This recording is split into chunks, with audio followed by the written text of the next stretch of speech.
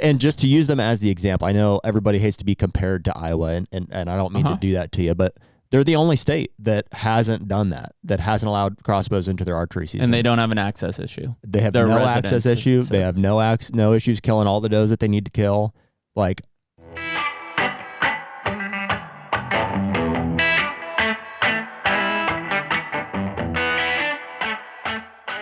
the HUNTR Podcast is brought to you by Predator Camo. Man, this one feels good, right? I know people have been looking at this picture over your shoulder for a while now. I think that was 2018, but we just, over the last, how many years, keep coming back to Predator Camo because it's been so damn good for us. No doubt. I think we bought our first set off of Jen at the Archer Trade Show almost 10 years ago. Yeah. And Jen's still with the company, and the patterns have, only improved since then. They actually were recently acquired within the past couple of years. We've had a chance this past year to go and meet with new ownership, talk about redesigning a lot of the old lines, plans for new patterns, all of the above. So really excited about what's to come, not only this coming year, but in years to come. There's a lot of good stuff coming from Predator. Yeah, and I mean, for us, it's always been going back to that breakup pattern, right? That's the historic look, whether you're talking about the spring greens or brown deceptions or fall grays. Yeah. I mean, that breakup is really what's been so powerful for us in a tree stand. And right now, they're letting anyone use the code HUNTR on the Predator Camo website and get 20% off any of the lines, including all the new stuff that dropped here in July. Be the Predator. And we're back. Hey, HUNTR Podcast, episode 308. And we're back. We're back, baby. Yeah, buddy.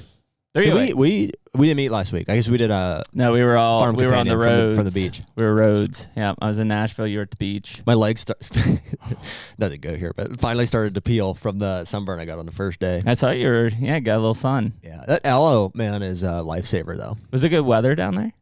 It's beautiful. Yeah. Yeah. We walked, the first day, we walked 5 miles on the beach. Wow. It's one of those things where it's like the point doesn't look that far, but if you don't make it there, it's like, are you really even going for a walk? Did some fishing, too? Yeah. Dude, we caught like over 50 fish. It was like, what, redfish? I caught a really nice... Trout? Speck trout? There was speckled trout and... Snook? Snook and ladyfish. Oh, yeah. Lady boys, as we like to call them. Yeah, lady boys, Philippines. And it was redfish, right? Yeah. Yeah, I caught a really nice redfish, big one, like a 30 incher. Were you on boat or did you fish from? On a boat. Yeah, we did a charter, like an inland charter. I catch a lot of those ladyfish from from the beach, like surf fishing, just ripping spoons and stuff. Yeah, we just caught a handful of those, but we got some really nice fish. We went with I guess his name was TJ. Cool. He was like a tournament fisher. He was a friend of Austin. So my buddy Austin lives down there now. Come out in Madison, and we did that, but. Cool. Anyways, before we get into it, I'll thank everybody for being here, whether you're listening on YouTube, Spotify, or Apple Podcasts. Appreciate you guys being here. Those are the 3 main platforms that we drop those episodes on. We do that every Tuesday night at 6 p.m. Eastern time. If you give us a like, follow, or subscribe, it will give you a notification when those episodes drop. If you've written us on Instagram DM or the website, those are the 2 main platforms that we check the most frequently. Plenty of backlog in there at this current moment, but we do try to get back through all those sooner or later, so keep an eye out for that. We have some HUNTR merch on our website. If you guys, a lot of you guys have bought that stuff in the past. I think we're stagnant a little bit on. We're due for some new stuff here. Maybe with a new website later this year. Kind of a thing, jogging memory there. Yeah. And in the meantime, you can use code HUNTR HUNTR on any of our partners' websites for a discount in some way, shape, or form. Some good stuff coming up on that, like any of the spring stuff from Predator. Oh yeah, Pure Wildlife. Plenty of that on the seed side. I do want to try to if we can give some dedicated reviews to, like, from all of our partners, the specific stuff that we use and the We've systems. Been asked that a lot. Yeah, so I think we can make a point of doing that, whether it's in a podcast or a separate video format. We'll get that out. Very cool. We were just talking about Total Archery Challenge. So if anybody's coming to the PA TAC event, end of May, right? Yeah, you sent me an invite. Thursday we're going. Like the Thursday. I don't know. We don't have tickets, so we're gonna have to scalp some tickets from somebody. I talked to Chris and Carlos at Bushnell. Like they would. Oh, there you go. We can get our vendor passes through them. Beautiful. So, but yeah, I think we'll try to hit some pods on Wednesday, and then maybe throughout those 3 days, depending on who's in town, kind of a thing. And weather. Last year it was like wet. Yeah. We went the last day and we're like, oh, it's beautiful out. It's so nice. Yeah. A little sloppy, but a little sloppy. Yeah. Anyways, we're kind of continuing our pathway through the state agency stuff today. So we've got Peter Schlichting on from Illinois, DNR. And so Position is deer program leader, deer biologist. Yeah, we'll let him clarify. But yes, okay. Deer biologist, deer program leader. You made the contact, is why I'm asking you. So. Yep. And so obviously owning farms in Illinois, Western Illinois together, and having a lot of experience. A lot of people listening to this are Illinois deer hunters. We thought it'd be great to get Peter on, just kind of talk through some stuff, kind of the state of the union of Illinois deer and deer hunting.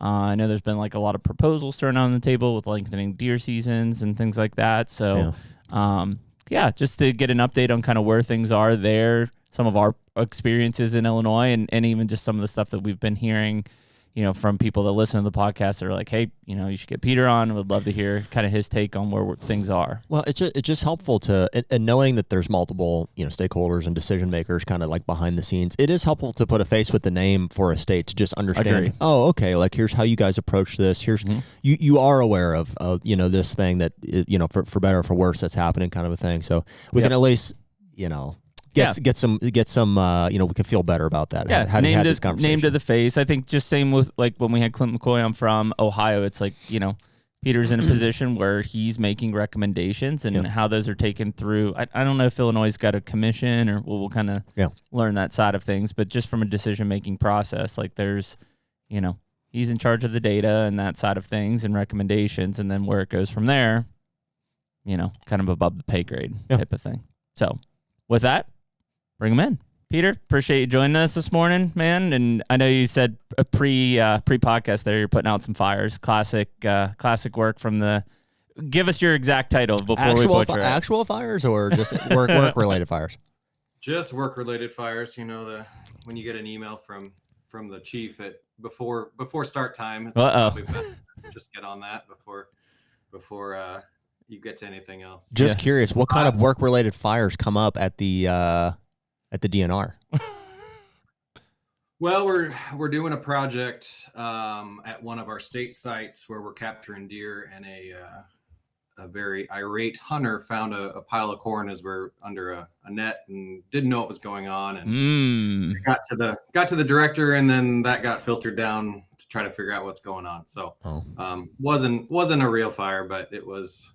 Felt I should respond to that as quickly as I can. Are you doing GPS collaring there? Yep. Yeah. Cool. Yep. Well, so just before we get going, what is the exact title that you hold for Illinois DNR, Peter? So I am the Deer Project Manager. I am in the Forest Wildlife Program. So that's me and the turkey guy. Yep. And we have an urban deer guy who handles a few things. Not just urban. And so we sort of handle all the forest game species. My turkey counterpart also manages squirrels. And so, so then we're in the wildlife division and in the conservation part of DNR. Got it. And there's no like deer biologist over top of you. Like you are, besides the urban guy, like you are the deer guy. Yep. Got it. Perfect. Peter, I deal with all sort of statewide decisions, permit decisions. The smallest scale that I really go, unless I'm asked by one of our local guys, is county level. And that's sort of the what I'm looking at is that county level. Got it. When you say local guys, Peter, what do you mean? So we have our district wildlife biologists. Those are our kind of more on the ground, boots on the ground biologists. So they are assigned to different counties. So they can have, in the past they had like 3 counties, and now because we are so low on staff, they have about 7-8 counties. So they're stretched pretty thin, but they're the guys that are the point of contact for most hunters. Gotcha. Are you guys, is that what's resulted in that being stretched thin from a staffing standpoint? Are you guys losing people or just constantly looking to hire, or? Several things. We had a pretty significant hiring freeze with an administration. And then we have a numbers cap for DNR as a whole. And so we only get allocated certain, it's state BS basically. I mean, it's just, we just struggle all of DNR struggles to get all their positions. Yeah, for sure. Yeah. Right on. Peter, are you from Illinois originally? Yeah, so I was born and raised in around Springfield, Illinois. Mm-hmm. I left at 18 and never thought I'd come back, and ended up back living within 10 minutes of my parents and living and working in Springfield again. So, yeah, it's been good to come back to Illinois and take on this job, and it's been good. Came back in 19. Where'd you go to school at, Peter? So I went to University of Illinois Yep. for my undergrad. I was a biology major there. I did my master's at Stony Brook University out in New York. New York, yep. And I was doing biology, but I was in an anthropology program. I worked on primates. I got my PhD at Texas Tech, studying wild pigs. Mm-hmm. And then I worked a couple jobs, some on pigs, and some on like large carnivore stuff over in Europe. And decided I was tired of jumping jobs every year and a half to 2 years, and I was looking to come back to the Midwest somewhere, and I ended up right back home. So very cool, man. That is awesome. Yeah. Did you grow up in a hunting family, or what kind of drew you into that field? So I didn't really. I had a couple uncles that are big duck hunters, not really big deer hunters. I got into hunting more as an adult, as a college student, and it wasn't not a natural progression, but I was much more of a biology, ecology sort of person. And when I went, started hunting though, decided to go into wildlife for my PhD, studying pigs, and then just kind of got hooked. Yeah, well, you're in Texas, so I don't think you have much option there, but to do it. Cool, man. Well, so Jared and I, obviously, we mentioned kind of pre-podcast there, like we own farms in West Central Illinois. And, I guess you had hunted Illinois a couple times previous to us owning that. We've been there for 3 years. This third year? I think 2 times prior. I'd been maybe 10 years ago with just a buddy. It was like my very first out west trip ever. I borrowed my dad's truck, and I had a friend that I'd met through an internship actually in Alaska who owned some ground. I don't even know. Actually, it would have been southern Illinois. It was not far from Paducah, Kentucky. Okay. And so I went out and did that. That was the Cal trip. And Calgate. And then I went back a few years later, I think, with an outfitter. It was Illinois Wildlife Connection. Yeah, Ryan. And then, since then, the third time we went back was we bought some farms. So we bought like a 150, like 145, 150, just west of Peoria, like an hour or two. And then just this past November, we closed on another 80 out there. And so there was a few things like, to spare you the whole, lead up story, I'm sure we'll kind of get into it. But like my family farm is in Ohio. Jeremy and I live outside of Pittsburgh, Pennsylvania is where we're from. And in Ohio, we have baiting is kind of a big thing. And even though we have a big farm here, it's created a lot of like, barriers or ceilings in terms of like the deer that we're able to produce on my specific farm. And I think Jeremy's had some of the same hurdles. He also has a farm in Ohio. So we were looking for, like, we had been to Kansas. I had been to Illinois previously. Like I said, we were looking for, like, man, we need to get back to the Midwest. What state offers the best opportunity for us in terms of driving distance? And I'll start rattling off the benefits of Illinois. It's a $2 state. It's over the counter. It's like a 9.5 hour drive for us as opposed to 16 to Kansas or whatever to Missouri. Looking at some other negatives of other states, Missouri's got their gun season right in the middle of the rut. And so we're looking at other areas and we're like, well, okay, where do we want to be? Where do we not want to be? And then ultimately, our network and connections kind of led us to like where we're at in Illinois, and we've I think really enjoyed it. So that's kind of like our lead up to, and now we've owned these farms for like 3 years. Yeah, 2 to 3 years now. So that was one of my main questions for you guys, was why you chose Illinois. So that's good. Yeah, and I think there's been a lot of things around it too. I mean, that we've kind of looked at. I think Jared, covered the main parts of that. There's obviously where we're at in West Central, like we've got some extremely productive soils, right? And so just knowing that, soil quality and the link there to producing bigger antler deer, and obviously just even the hunter density, I think where we're at is fairly low, I would say, compared to what we're used to experiencing.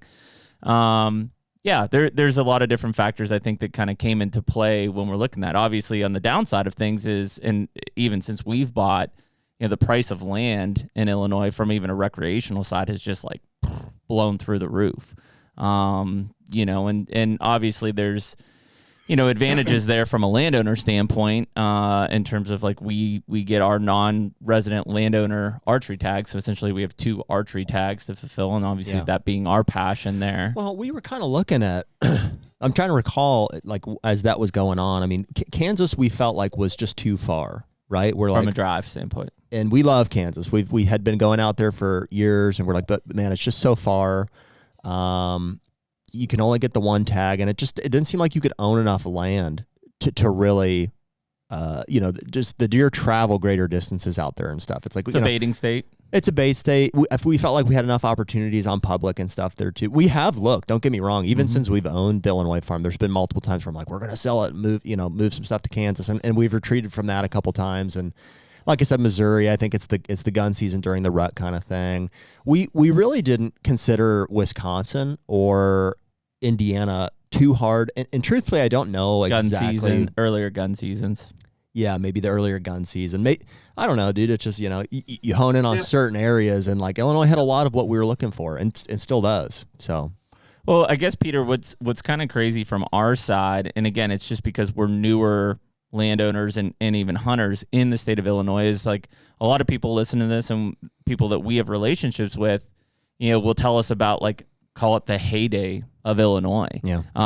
In terms of deer hunting and productivity. You talk about the Golden Triangle area of, Pike, Adams, Brown, Schuyler, etc. It seems like, at least from their standpoint, and a lot of these guys being residents, that the herd quality, or just the overall potential quality of Illinois, has fallen. And I guess you've been in this position since 2019. Is that what you said? Mm-hmm. So, obviously, not a spring chicken at this point, 6-7 years. Is that what you kind of hear, or are you very much focused just more on like a population landscape level thought process, or both, right? Yeah, it's a combination of both. I would say my position is much more focused on, the smallest area that I really look at is by county. Yep. So when you're looking at by county, it's hard to get down into the weeds, and not terribly productive to get down into the weeds. So when people talk about hate, what I hear is, I don't see the deer that I used to. In terms of numbers? Yeah. Okay. That's probably one of the main complaints. There is some quality. People are concerned about changes in the quality of bucks and et cetera. But if they're hearkening back to the mid to late 2000s, when we were killing over 200,000 deer a year. So I'm from Springfield. My mom's family's from Adams County. Okay. So we used to go out to Quincy, right on the river. Yep. A lot. It was stressful driving through Pike and Adams County back in the late 2000s. And I've seen 27, 30 dead deer on the side of the road in that 100-mile stretch. In that time, we had too many deer in the state of Illinois overall. And so DNR was mandated in the mid to late 2000s to lower deer densities by the legislature. Okay. And so what I see, especially people my age that started hunting during that time, mid to late 2000s, and that was a time when big buck culture was sort of had taken hold, right? They think about I used to see 50 deer in that field. Well, you shouldn't have seen 50 deer in that field. That wasn't necessarily a good thing. And so that's one conversation that I have, that lower deer density is not necessarily a bad thing. As far as the quality, this is the thing. It's been coming up quite a bit. It always comes up that they're not seeing the deer. when it's on a state site that we control, it's a little easier for us to have control, right? Mm-hmm. As far as the Golden Triangle, look at your CRP numbers. Look at there's some things that have happened on the landscape since that time that are probably affecting the quality of deer, the number of deer. And so I don't know that in the last 7 years that I have seen a big dip, but I'm usually seeing more numbers than anything. Sure. Right. And our numbers of 2-year-old deer or older, we do fawns, yearlings, and 2 and older. So we don't have, for our statewide data sample, we don't have great age data. But that percentage of adult bucks is pretty steady or increasing in most counties. And so I can't say that the number of 5-year-old bucks is going down. That's what I hear a lot, but I can't really speak to that from my position. From a quantity standpoint, Peter, you're saying, hey, we used to see 50 deer in a field as the example, and now we don't, and maybe we shouldn't have previously. Is that predominantly from or solely from like a deer vehicle collision was the issue, or were there other issues that were a reason for the mandate that came? So it was a deer vehicle accident, and this was common thing I hear that this was from the insurance companies. No, it was from complaints from Illinois residents. Okay. Right. Number that were being hit. Mm-hmm. Insurance companies don't mind raising rates and don't really care. So that's something we get a lot. Mm-hmm. The other thing was from the Farm Bureau. The damage complaints, crop damage complaints, spiked at that time as well. So those are sort of the two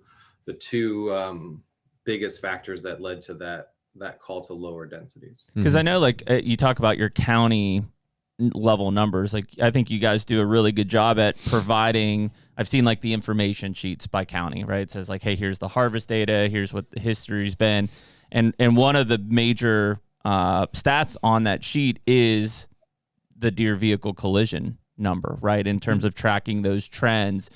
And I guess like each county, you or someone assigns a goal of like, hey, here's where we want to be or lower on those deer vehicle collision numbers, right? Is that suffice to say? Yep.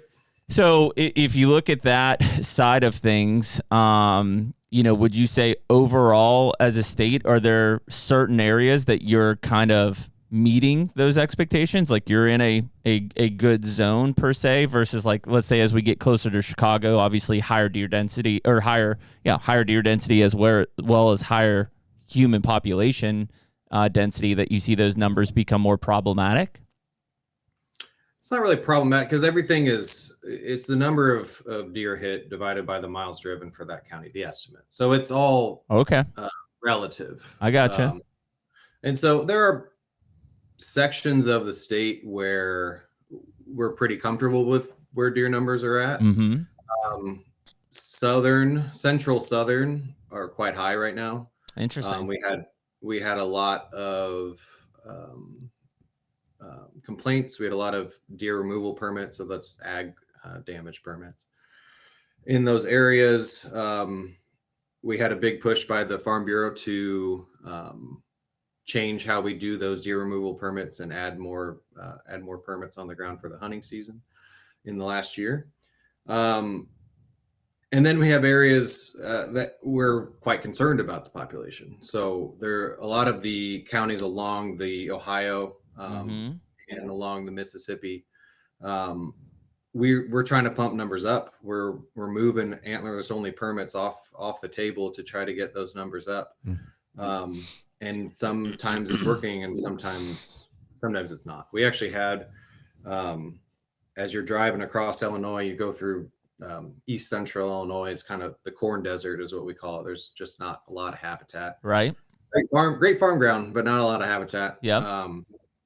And we actually instituted a 30-day ban on harvesting does or 31-day in October to try to pump those numbers up, get some more deer on the ground. Was that an EHD relation? Nope, not in relation to EHG. It's just trying to protect those does. What we find in Illinois is that the vast majority of does are going to die in that first month or so, more than any other time of the year. People think that they get taken in late in the season, and it seems like the archery hunters want to get a doe in the freezer and then they can worry about the buck. Yeah.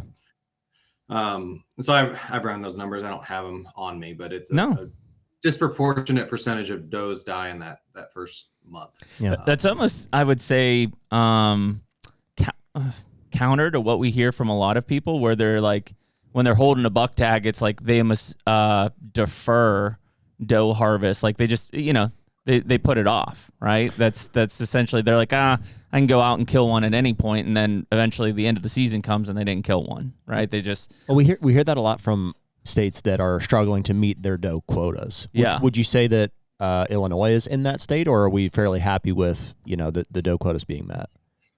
Yeah, it depends. Again, it depends on the area of the state. Okay. There's certainly areas where we have a late winter season. It's a 7-day firearm season split into 2 segments. That's doe only. Yeah.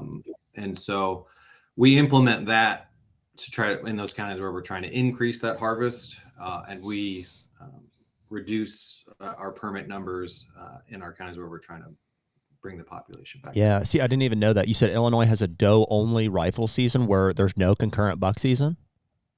Firearm season. Yeah. Right. So there's a 4-day segment right around New Year's ish. And then there's a 3-day segment at the very end of the archery season, the last 3 days of archery season. Okay. And so those are doe only periods, and you can use your firearm permits from if they're not filled in the firearm season during that time. And you can buy them too. But that still overlaps the archery season. They both do, or just the one? They both overlap archery season. Oh, I see. I see. Yeah. We're always pushing, and it doesn't sound like it's a major problem in Illinois, but like in Ohio, that's all they talk about is like, we can't kill enough does. Can't kill enough does kind of thing. And we're always like pushing for a doe only season. It's like for apples to apples in Ohio, the archery season, for buck and doe goes clear from last weekend in September to first weekend in February, like no breaks. I'm like, you need to break the buck season and have something non-concurrent where we can just focus on shooting does with guns for like a few days. I think a lot of people would participate in something like that in any state. Yeah, and because our firearm season is fairly limited, we felt, and this was done way before I was around, but we felt that was a lot of people to focus on buck hunting during the 7-day firearm season. In those counties where we are trying to bring numbers up. Yeah. And it's traditionally, we have used firearm permits to sort of regulate that population. So we pull them back when we want to grow, and we give more out when we want to keep the population down. And I'm sure we'll get into crossbows, but the inclusion of crossbows in Illinois, a lot of people are switching over to crossbow hunting for firearm hunting, or doing both, right? What we're seeing is we were for a long time, we were able to sort of manipulate deer harvest with our firearm permits, but more deer are now dying in archery season than ever before. Yeah. We've set records the last few, not every year, but we've been set a record a few years ago, and we've been right at it. And so that's why we have instituted those moratoriums on does for part of the season to try to protect them in counties where we are concerned. But because archery permits are unlimited for residents, and there is a limit. There is a limit for non-residents, but they're unlimited in terms of like the number that could be issued. Yeah. Like there's still a bag limit, but like the number of licenses. Oh, I see. There's still a bag limit. That's right. I'm with you. But for non-residents, like and again, I just noticed it. Like this year we hit the non-resident archery license cap, right? I don't remember if it was December or January, but I saw the press release go out. For the first time. Yeah. It was for the first time? I believe so. So is that... We didn't even know there was one. I was like, oh, that's kind of scary. I was talking to a couple guys about it, and I was like, does that mean this is the highest amount of non-resident archery hunters we've had in Illinois, technically? I have not tracked that, but it is probably safe to say, yeah. I mean, so the last 2 years, probably our main focus and our main legislative focus has come about from the Farm Bureau about deer damage, and that's kind of been what we've been dealing with most. And just this last year, now that is kind of quieted down, there's been a lot of talk about non-residents. And people say, we need a lottery. Well, we have a lottery. It just, if nobody applies for it, it doesn't sell out, then it goes over the counter just like our other Right. we did hit that limit this year. Wow. There's a minimum of 20,000 set in statute by the legislature. We have to issue a minimum of 20,000, and administratively we have that number was at 20,000 and kept getting requested to be bumped up by the legislature, and so it's at 25,000 right now. So I thought. HUNTR Podcast is brought to you by Deer Grow. Man, hard to believe, but Deer Grow has been the sponsor that's been there since the beginning of the HUNTR Podcast. Back in 2021, I think that they were the only partner that we had, but it's such a cornerstone brand and set of products for our food plot strategy throughout the year. No doubt. And it seems like we used to have an off season, but not so much anymore. It's like when the hunting season ends, it really rolls right into food plot season, habitat projects, all of the above. And the Plot Start and Plot Boost have been there since the very beginning. That's a cornerstone for all of our plots. The Plot Start goes on at the beginning, Plot Boost goes on midway through. And since they came out with all of the fertilizers, that gets mixed in with the Plot Boost application as well. And I can't believe the results that we've been getting out of that. Yeah, it's been awesome. Like I said, it's all the work now that really produces the results in the fall. So right now, anyone listening to the HUNTR Podcast can use code HUNTR, HUNTR, for 15% off any of the products at deergrow.com. Better food plots, bigger deer.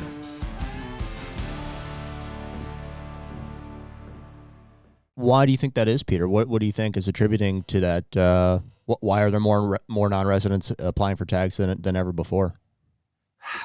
It's hard to put your finger on, right? I don't have a great grasp of, and that's one of the reasons I asked why you guys were hunting in Illinois. Yeah. We don't have any sort of survey for non-resident bow hunters, and maybe we should, and maybe that's something we'll speak with our comms or our collaborators at U of I who do our surveys. What is driving that increase? And most of that harvest is down in the southern part of the state. Our biggest non-resident states are Mississippi, Alabama, Georgia, Florida, Louisiana. Yep. Interesting. Well, I mean, we can just rattle some things off. I mean, and not that these are definitively true, but like age class and access are probably two of the major factors. Guys are like, I want to shoot, bigger bucks, which pretty directly means older bucks. And we have better tools than ever before. I can listen to the HUNTR Podcast about how to get a tag in Illinois, and I can go on Onyx and I can just fit, so we have all these mapping features and GPS and everything that we didn't have. Like, if you talk about your heyday in the mid 2000s or whatever, we have all these tools to be able to now do it, paired with, I think you guys are doing, some things right that some other states are doing some things wrong. It's the same reason for like Iowa. We try to figure out like, why is Iowa like the pinnacle? Why does it take 6 years to draw a tag in Iowa? And I do think Iowa's doing a lot of things right to maintain the things that people are seeking, which is older age classes and, better hunting opportunities. But it's really because every other state or most other states are doing so many things wrong to drive people to. I don't think it's necessary for Iowa to have a 5 or 6 year. It's like, I think that's an inflated number. I don't want to have to leave Ohio. I don't want to have to drive. It's like 2 hours is plenty. You know what I mean? I don't have to drive 9 hours to Illinois if I don't have to, but guess what? I can't grow the kind of bucks that I want to in Ohio because of the regulations that we have. So I think what certain states do directly impact, some of the, you're one of them, you, Kansas, Iowa, maybe there's one or two others in there that it's like, it just by default, you guys have a better resource, and ours is mismanaged to the point where we're like migrating to achieve it. And we have the tools now to be able to do it. So I think that's a big part of what we're seeing. Yeah, I hear that. I appreciate you saying that. I don't know what the push in the last couple of years has been. If there's been, I get, especially for the southern guys coming up and trying to, kill much bigger bucks than they're likely to get down there. So I understand that part. We've heard a lot of complaints from our local hunters, from our legislators about out-of-state hunters recently. So I'm curious where it's coming from in the last year. Not so much. Interesting. Well, I mean, the couple things that I think we see. First off, I would say most of your public land is in the southern part of Illinois, right? From a bulk standpoint, right? And that's an easy. Shawnee's really our Shawnee, big, right? Big piece. So that's your easy access from the southern guys. I mean, I think a big part of your residents probably complaining, and I don't blame them, is like we said it earlier, price of land, just not even just tillable, like recreational pure land is like astronomical. I mean, in our area, it's $8,000, $9,000, $10,000 an acre we're seeing for rec ground. And on the same part, I mean, it's very common that I hear people leasing ground for $100 an acre. Yeah, which it prices most hunters out of the game, including ourselves. Like, I don't see myself paying $100 an acre, and I love this stuff. Like, I mean, I don't have another hobby. This is it. And so, do I see that demand changing? Not really. And even if you guys aren't focused on like creating just a super high quality herd from an age structure, I think just people know that the soil quality is there. What's the number of hunters, ballpark deer hunters, in the state of Illinois? Well, this year, actually, I'm still trying to work through our harvest and permit data from this last year. We had 241,000 hunters that purchased a permit. Okay. Mm-hmm. And are there people that are exempt from purchasing permits? Like resident landowners or anything like that? They would still be included in that number. They'd still be included. So they're free and they function a little differently, but they would still be. They're counted for. So I mean, exclude Iowa from the group because of the limitation of things. Like 240,000 deer hunters is not a lot of deer hunters, right? Missouri's got 500,000, a stone throw away. I don't know what Indiana's is. Kentucky's is close to that. Right? So, but like, obviously we're coming from Pennsylvania, which is 830,000. Wisconsin are crazy. Exactly. So like, I look at that now on the other side of it. And this is just for people who kind of look at it nearsighted from an Illinois standpoint. Like, there's not a ton of deer habitat in Illinois, much like Iowa, right? When you talk about these big agricultural areas, especially as more and more farmers are removing hedgerows and farming every inch of possible ground, right? That there are certain parts of the state that just, there isn't a bunch of deer habitat, right? The southern half, like we just talked about Shawnee and stuff, like lots of deer area, but when you get into some of those, like you said, those corn desert areas, like when that corn goes down, there's no cover like left over for the deer. So that obviously plays a big factor, I think, into the number of hunters that the state can sustain, essentially. Yep.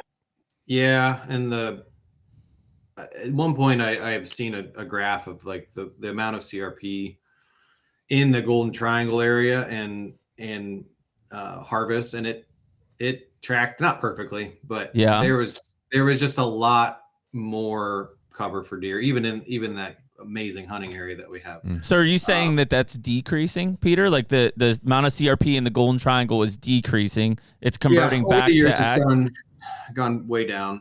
Going back to ag. And I even see it just around where I hunt. Interesting. Plot sizes or field sizes are going up. Hedgerows are coming out. You're seeing some of our invasive plant species taking over the woodlots that they do have. Yeah, we're dealing with that. Increasing quality, etc. So there's been some sort of shifts in habitat, even from the mid 2000s, from the woods that I remember. Yeah. To now, for sure. Boy, it seems crazy because, we're pretty transparent on this podcast. Like we have several of our CRP programs paying $300 an acre, which sounds extremely Is it good. $300 or $350? So, I think $320. It's the highest that they'll pay. Yeah. Whatever that is. And so, but I mean, I get it from like a cash rent side. There's definitely places that are paying $400 plus on a cash rent standpoint. In the same breath, though, like I've heard plenty of what I would consider significant farming operations. Like, I mean, they can't make ends meet because of the cost of land, cost of cash rent, price of a bushel going down, depending if you're talking about beans or corn. Like they're basically, are we just pricing the farmer out, to be able to be successful anymore? I mean, yeah, the current situation is particularly bad. Yeah, right? with tariffs and everything, like that definitely has a huge impact on our export game. Yeah, and between that and, I mean, especially if we're talking Golden Triangle, I mean, we have family friends that I used to go. I wasn't hunting much or at all, really, when I was a teenager, but I used to be able to go on some of their properties over in Pike County, and everything's locked up around them, Right. by outfitters. Outfitters. And so I mean, the biggest issue we have with deer hunting in Illinois is access. That's every state. Yeah, and we're 97% private. We don't really have we don't have that much ground for people to go, and especially, and that's one of the big beefs with out of state hunters is they're coming in. Yeah, they're paying and leasing and locking residents out. Yeah, and it's hard to argue when you hear the numbers that get thrown around to I rent get a it. piece of ground, right? I get it. And then that feeds into the they're killing their buck or two and then leaving, and then we have issues with crop damage and access to some of these areas where we have refuges for deer. So it all kind of ties in. Yeah. Sorry. Go ahead. Not to hold us up on this, but do you still think the crop damage thing is like an issue? Because it's like, would you say that the numbers are significantly down from the mid 2000s, like when that mandate was put out? And so we dealt with that, and now it just seems like they were just there was a ton of testimony in the legislative this year on crop damage, right? Like, I mean, that was one of the big pushes that I saw, that was on the Hill per se, is that I know, which to me just seems like they need something to complain about. It's like the numbers are way down. We've dealt with this, but it's like you're still seeing crop damage. Okay, I also think that and our deer vehicle collisions are also way down. They're down. I mean, they're holding steady right now, like statewide. Again, in some counties they're going up, and in a lot of them they're going down. Compared to when the mandate was put out, is what I mean. Oh yeah, they're down from that time for sure. Because like I think one of the biggest ones I heard, and again, if we talk about deer habitat, there's not a ton, but was Champaign County, right? Champaign County was one where the and I don't know if it's Farm Bureau or just the representative of that area, but basically was like, hey, we have significant crop damage happening. If you look at the deer vehicle map, though, like we're in the green zone, like we're accomplishing our goal essentially. So those two things don't seem to align, right? Like if the deer vehicle collisions fall and we're in an appropriate zone, then how is there still so much crop damage happen? I think a lot of it honestly is from raccoons as well, especially if we're talking corn, but that's just me. Yeah, there's definitely a lot of complaints about deer damage that are raccoons. Yeah, and it's tough because the deer vehicle accidents are at a county level, but damage is happening at fairly local scale. So we have parts of counties that deer are hammering some of the. I've been to some of these where they just wipe out portions of fields, right? But for the county, we're not right. So because that's probably next to where the deer habitat exists, right? The entire county doesn't have adequate habitat. Where the habitat exists also is where the deer numbers are extreme. Does Illinois have DMAP? We don't. We have, and so over the last 2 years, myself and my boss have been to quite a few public meetings held by representatives where we come into 120 angry farmers and talk to them about deer management, right? It's not been terribly contentious, but it's contentious. And this has been, Farm Bureau has been sort of behind. I mean, they've been organizing these, right? And so that was a big push in the last legislative session last year. Mm-hmm. Was Senate Bill 710 and House Bill 2340 were the two bills that, or the bills that worked their way. There were about five deer bills that kind of got pushed into one. So we don't have a DMAP program per se. What would be the current prescription for if a farmer says I've got too many deer, here's my crop damage? Is there crop damage tags? Is there a solution for that? Yes. Yeah. So they're what we call deer removal permits. Okay. Is in the growing season when you have active damage. Yep. Talk to your local district wildlife biologist, so the local guy or gal, and they'll come out, look at it, or you'll send pictures, and they'll say, okay, here's a permit for 5 or 10 or whatever they prescribe. And are those antlerless only tags? Not always, but usually, yes. There are some times where they allow both, but usually they're antlerless only. Okay. And so that is how we have dealt with that in the past, is when we have active damage, here are permits to mitigate that damage. Again, we've got one biologist sometimes to 8 counties. It's not a perfect system. Sure. And the damage in some of these areas was kind of getting away from people. Yeah. And so there was a big push by Farm Bureau to change the system, and it got passed last year. It just went into effect January 1. So we're still doing DRPs. And if you fill over 50% of the DRP permits that are given to you, you will become eligible to get permits, antlerless only permits for your property only in the hunting season. So these do not come out of, which are similar to DMAP tags. It's basically, yeah. So it's very similar. We aren't going to do all the data collection that usually goes along with a DMAP program. We just don't have the staff and the time and the energy to do that. Yeah. And so the last part of that bill was if you shoot 80% of the hunting season permits, deer damage abatement permits is what we're calling them. If you shoot 80% of those, you will get issued a preemptive DRP to have in your pocket. So as soon as you have damage, you don't need to contact the biologist. You can go ahead and sort of on our website self-issue that and remove those deer immediately. Gotcha. So that's what happened. That's where we're at, and we're just struggling to do the administrative part of all those changes. That's what we're working on right now. So those two things you talked about is what happened on January 1st. Is if you fill 50 or 80%, you're allotted, the reward for that.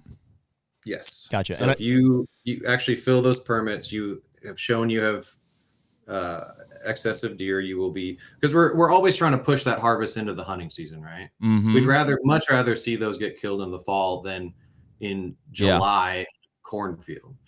And that's one way that we did get to have some input on those bills. I got to see those before they passed. And so that was there's some things I like about it. There's some things I don't like about it. But the hunting season permits for those specific properties are one of the things I like. Well, because there's a lot of landscape level shifts there, right? If we talk about summer populations in some of those crop areas versus what it looks like in the fall, especially post-harvest, very different landscape level numbers that are there. A lot less habitat. Exactly. Interesting. And so those were a big part of those bills that you had mentioned go through. I know that there also was talk about season changes for gun. Was that part of those bills or different? So that was, I believe, a bill was proposed to change. Yeah, change the length. I don't think it got out of committee. It didn't. I don't remember much. Okay. Yeah, there wasn't much traction on that. So the only things that are changing for this year revolve around essentially deer damage, depredation-esque. Yeah, and we're adding, our youth permits are going to a combination. They used to be either sex only. They're going to a combo. What does that mean, Peter?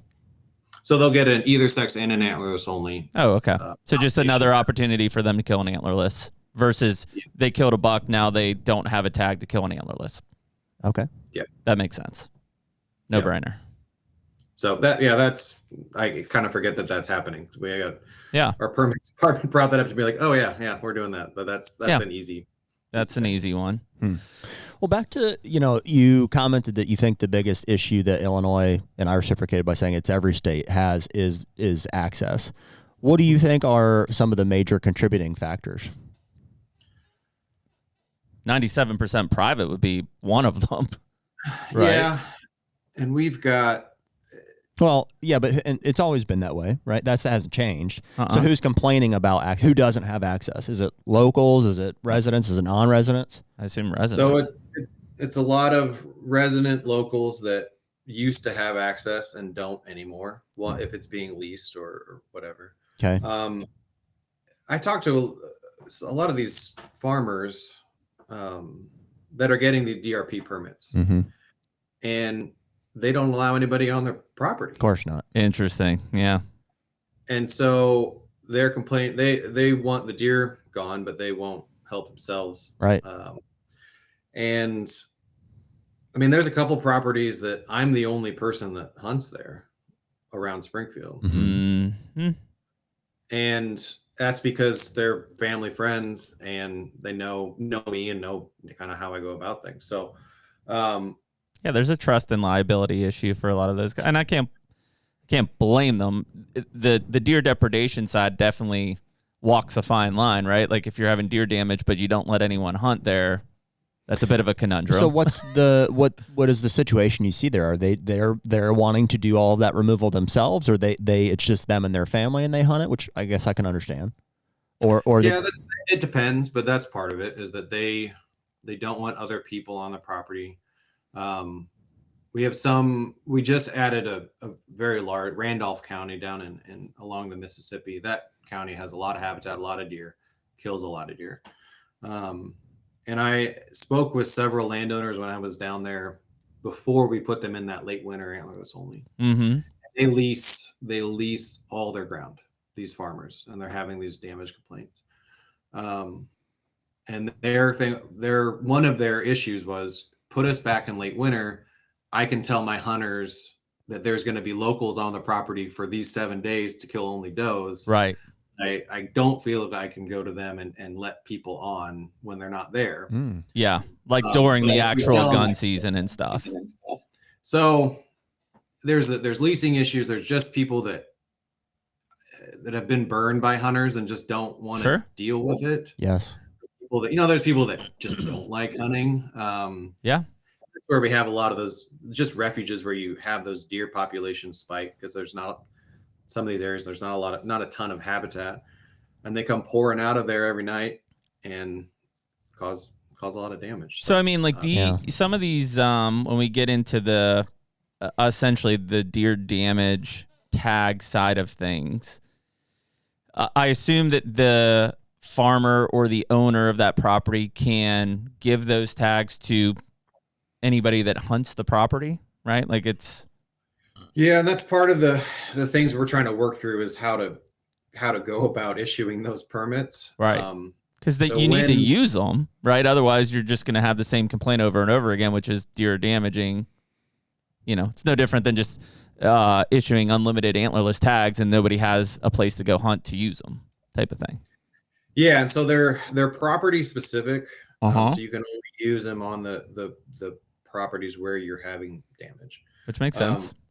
Currently, when you apply for that DRP, you'll identify shooters, and what we're going to be using going forward is you have to identify the people that will be able to purchase those hunting season permits when you apply for the DRP. So we get all the information we need in one shot, because it's hard running down these landowners to get, if we need to get hunter names and customer ID numbers and all that kind of stuff. So when they apply for the DRP, they're going to identify the people that they want to be on that property. Gotcha. If they do qualify for those hunting season permits. So we talked earlier about the non-resident archery cap being hit. Is there a cap on non-resident firearm tags? So there is, but it's just the normal firearm quota for that county. So our first lottery is residents only. Mm-hmm. Landowners are not allowed to be in the first lottery because they will already have landowner permits. Mm-hmm. Second lottery is when you as a non-resident can apply. We don't have many we don't really have any counties that are going to run out in that first lottery, but it has happened before. So the limit on firearm permits is set by the quota, and residents have first dibs. Yep. Because I could see that shift happening, right? Like, let's just say more and more non-residents are leasing and or buying land. Well, then you may have less residents in that first lottery buying a tag because they don't have anywhere to hunt, right? And so that shifts to where then the non-residents are sitting there in the second lottery to clean it up, basically. Yeah, it's funny. We have some counties where all our permits are going to be sold in first, second, and maybe some will trickle into the third lottery. And then we have some counties where we send 600 firearm permits over the counter, and people just will buy them at their Rural King the day before they go hunt.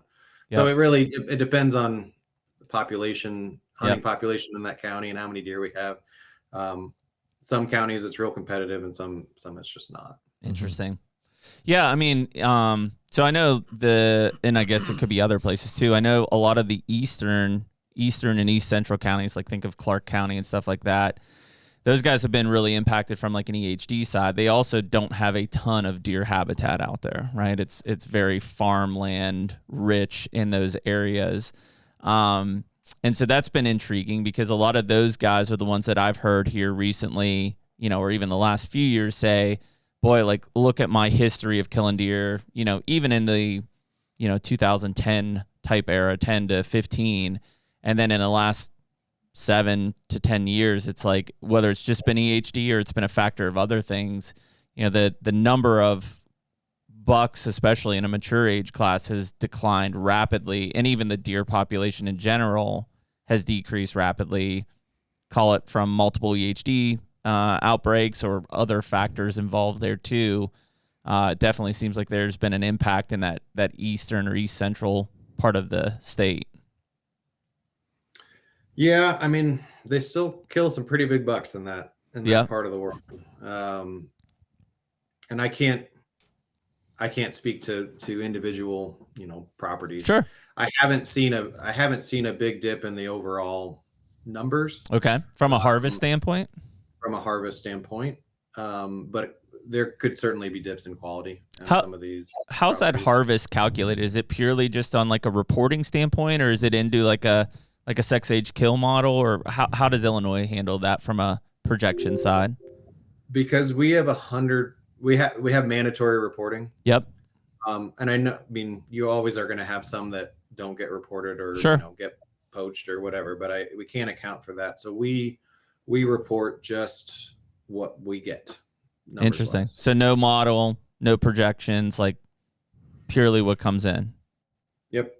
Interesting. Because it's been like, I know on the gun season side, I looked at a lot of the statistics and stuff, like the gun harvest seems fairly consistent, is that maybe the best word for it, like plus or minus 5%, even in a poor weather year. Like, is that just because guys are going to go out there and because it's a condensed season and they're going to kill their deer, period, whether they wait out or not?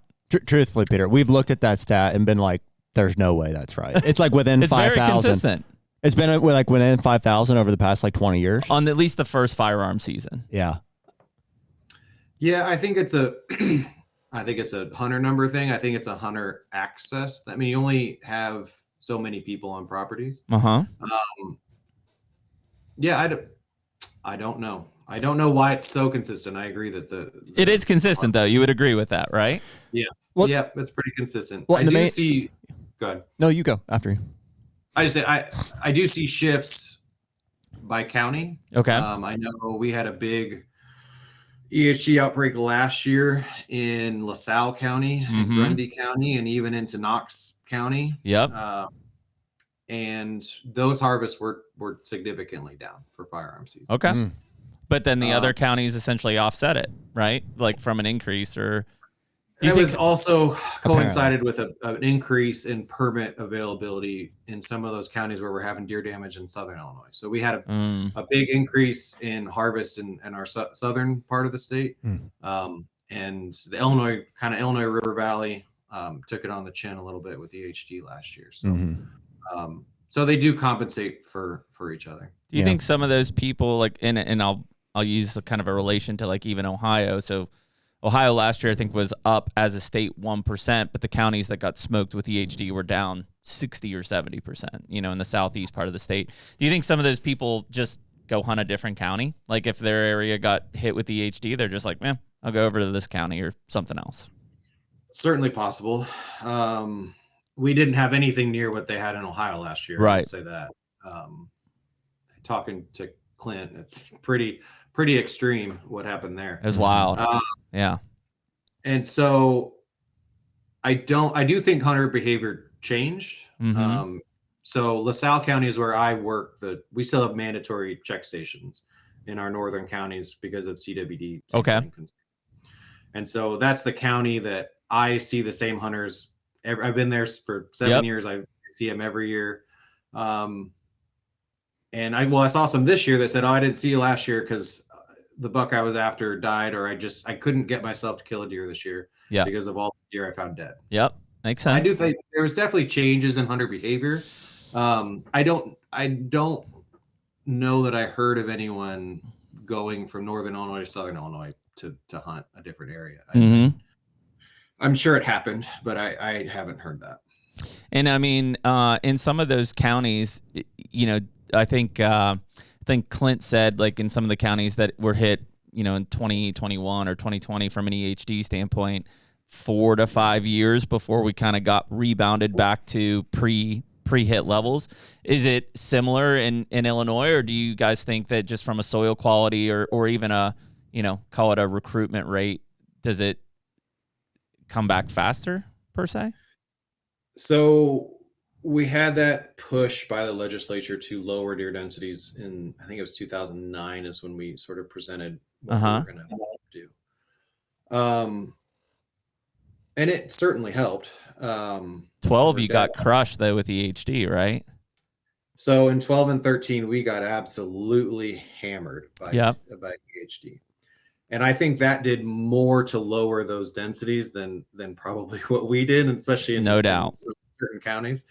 And so I don't know, like it was 5 years or it was 4 years or it was 6 years, but we have definitely, we're on our way back up as far as deer numbers. And I'm sure in some areas they rebounded within a year, and some of those areas they got hammered. It probably did take about 4 or 5 years before we started seeing the numbers that we've seen. Harvest wise, we've been pretty consistent over the last 10 years or so. And there's a couple counties, especially in southern central, and I don't know how to describe it. So just below Springfield, there's a belt of counties that, I mean, our harvest, we've set a record harvest 3 years in a row. Wow. And so there's a belt of counties that harvest is skyrocketing. And we just keep throwing more permits at them, throw more antlers only permits at them to try to get a handle on it. And they keep selling out and they keep killing more deer. So certainly I suspect there are areas and even whole counties where we're getting close to where we were back in 2009. Do you guys do like a resident survey there? Like in terms of, obviously we talk about access, but let's say even in those counties, are there residents there that are like, yeah, we're content with the deer numbers, or, you know, just because obviously there's an aggressive harvest going on there if they're setting records. Like, do you have feedback from them on any of that? Like in terms of what their social acceptance is of it? We don't have that by county. Okay. We do have deer hunter surveys, and overall it's fairly consistent that hunters feel okay about the deer numbers. There's always some that are mad either way. But on average, Illinois deer hunters, from our surveys at least, have said that they are generally okay with where the population is. Just upset with an access standpoint, probably, as an overall standpoint. Yeah, I mean, access is key. For, again, agree everywhere, but especially in Illinois, that's our number one thing of killing more deer in areas where we want to kill more deer. Yep. The HUNTR Podcast is brought to you by Hoyt. Should be no surprise to anyone listening to this that back with Hoyt another season. I'm actually going to be shooting the AX2 aluminum this year. You traitor. But you're still going RX9. Yeah, blacked carbon, out as always. Blacked out. Yeah. Big surprise for 80 everyone. pounds. Big surprise. Yeah. But seriously, man, I mean, it shouldn't be a surprise to anyone. Every year it seems like we get a new Hoyt bow in our hands, and they're always a step above the last and just a step above everybody else. Yeah, they're so consistent, man. Just their processes get better, every year. And we've really been excited about, as we've grown with Hoyt, we've brought some others in with us. And we just feel like the Hoyt family is growing, like the community, and we're really excited about the people that are involved, excited to be a part of that company. And it's really awesome. So for anyone that's excited about Hoyt like Jared and I are, you can use the code HUNTR, HUNTR, on Hoyt.com. Get serious, get Hoyt. Is access. Well, Peter, let's, because you brought it up earlier, and we'll tie it back into access here at some point. But what kind of shift have you seen since the inclusion of crossbows? Or can you talk to us about when that happened in Illinois, and then what kind of shifts you're seeing demographically because of that? Yeah, and I'll lump in our centerfire rifle bill that just got passed a few years ago. Yeah. 2000, I believe it's 2017 that passed the inclusion of crossbow as a legal archery equipment. Wow, that recent. That's crazy. It's crazy. It just seems like not long ago. Yeah, wasn't that long ago. Yeah. We so it came in 17. Maybe that was the first year that you could use it. Mm-hmm. Somewhere around there. It was that first year, it was 30% of our archery harvest. Yeah, sure. 45, 47. Anyway, we have sat at 52 to 54% of the archery harvest the last 5 years or so, 4 years, is with crossbows. Which frankly isn't that bad, because Ohio's 70. Yep. 70%. Yeah, we look at Ohio to kind of see where this is going. Yeah. And yeah, 50%, not bad. So we have people that rail against crossbows. That was a push that was passed by the legislature into statute. So because crossbows are now defined as legal archery equipment, there's no way for us to set aside a season for it, right? Because it is just it's archery. Yeah. So I get asked that a lot, or people bring that up a lot. Can we have a crossbow season? And we can't do it. Yep. Can't do it. And so there's certainly been a shift, and I don't have hard numbers on it, but there's certainly been a shift of people either not gun hunting or now bow hunting. In addition to, they were gun hunters and now they're also bow hunting because they can buy their Raven, get up in a stand and kill a deer in the same day. The barrier to entry is obviously much, much lower. So we do see that we have increased archery harvest, but it's unclear how much of that is just compensating for taking harvest out of firearm and now seeing it in archery season rather than in firearm, because archery has been increasing over that time. And firearm has been decreasing. So I don't know. It's hard to say without over, all the hunters that have done this, what their motivation is and why they're killing a deer when they do. You said it's unclear why they would be hunting during the archery season with a crossbow as opposed to gun season.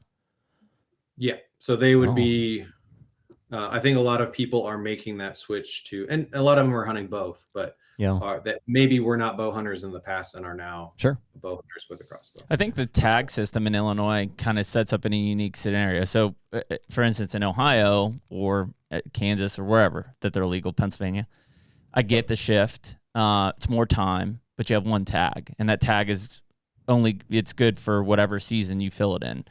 Illinois, obviously, I have an archery tag and I have a firearm tag, right? So effectively, I'm going to hunt archery season, and then I'm also going to hunt gun season because I have a tag that's only valid for firearm season. Mm-hmm. Where these other states, it's just one tag across the entire season, no matter if it's archery, firearm, whatever.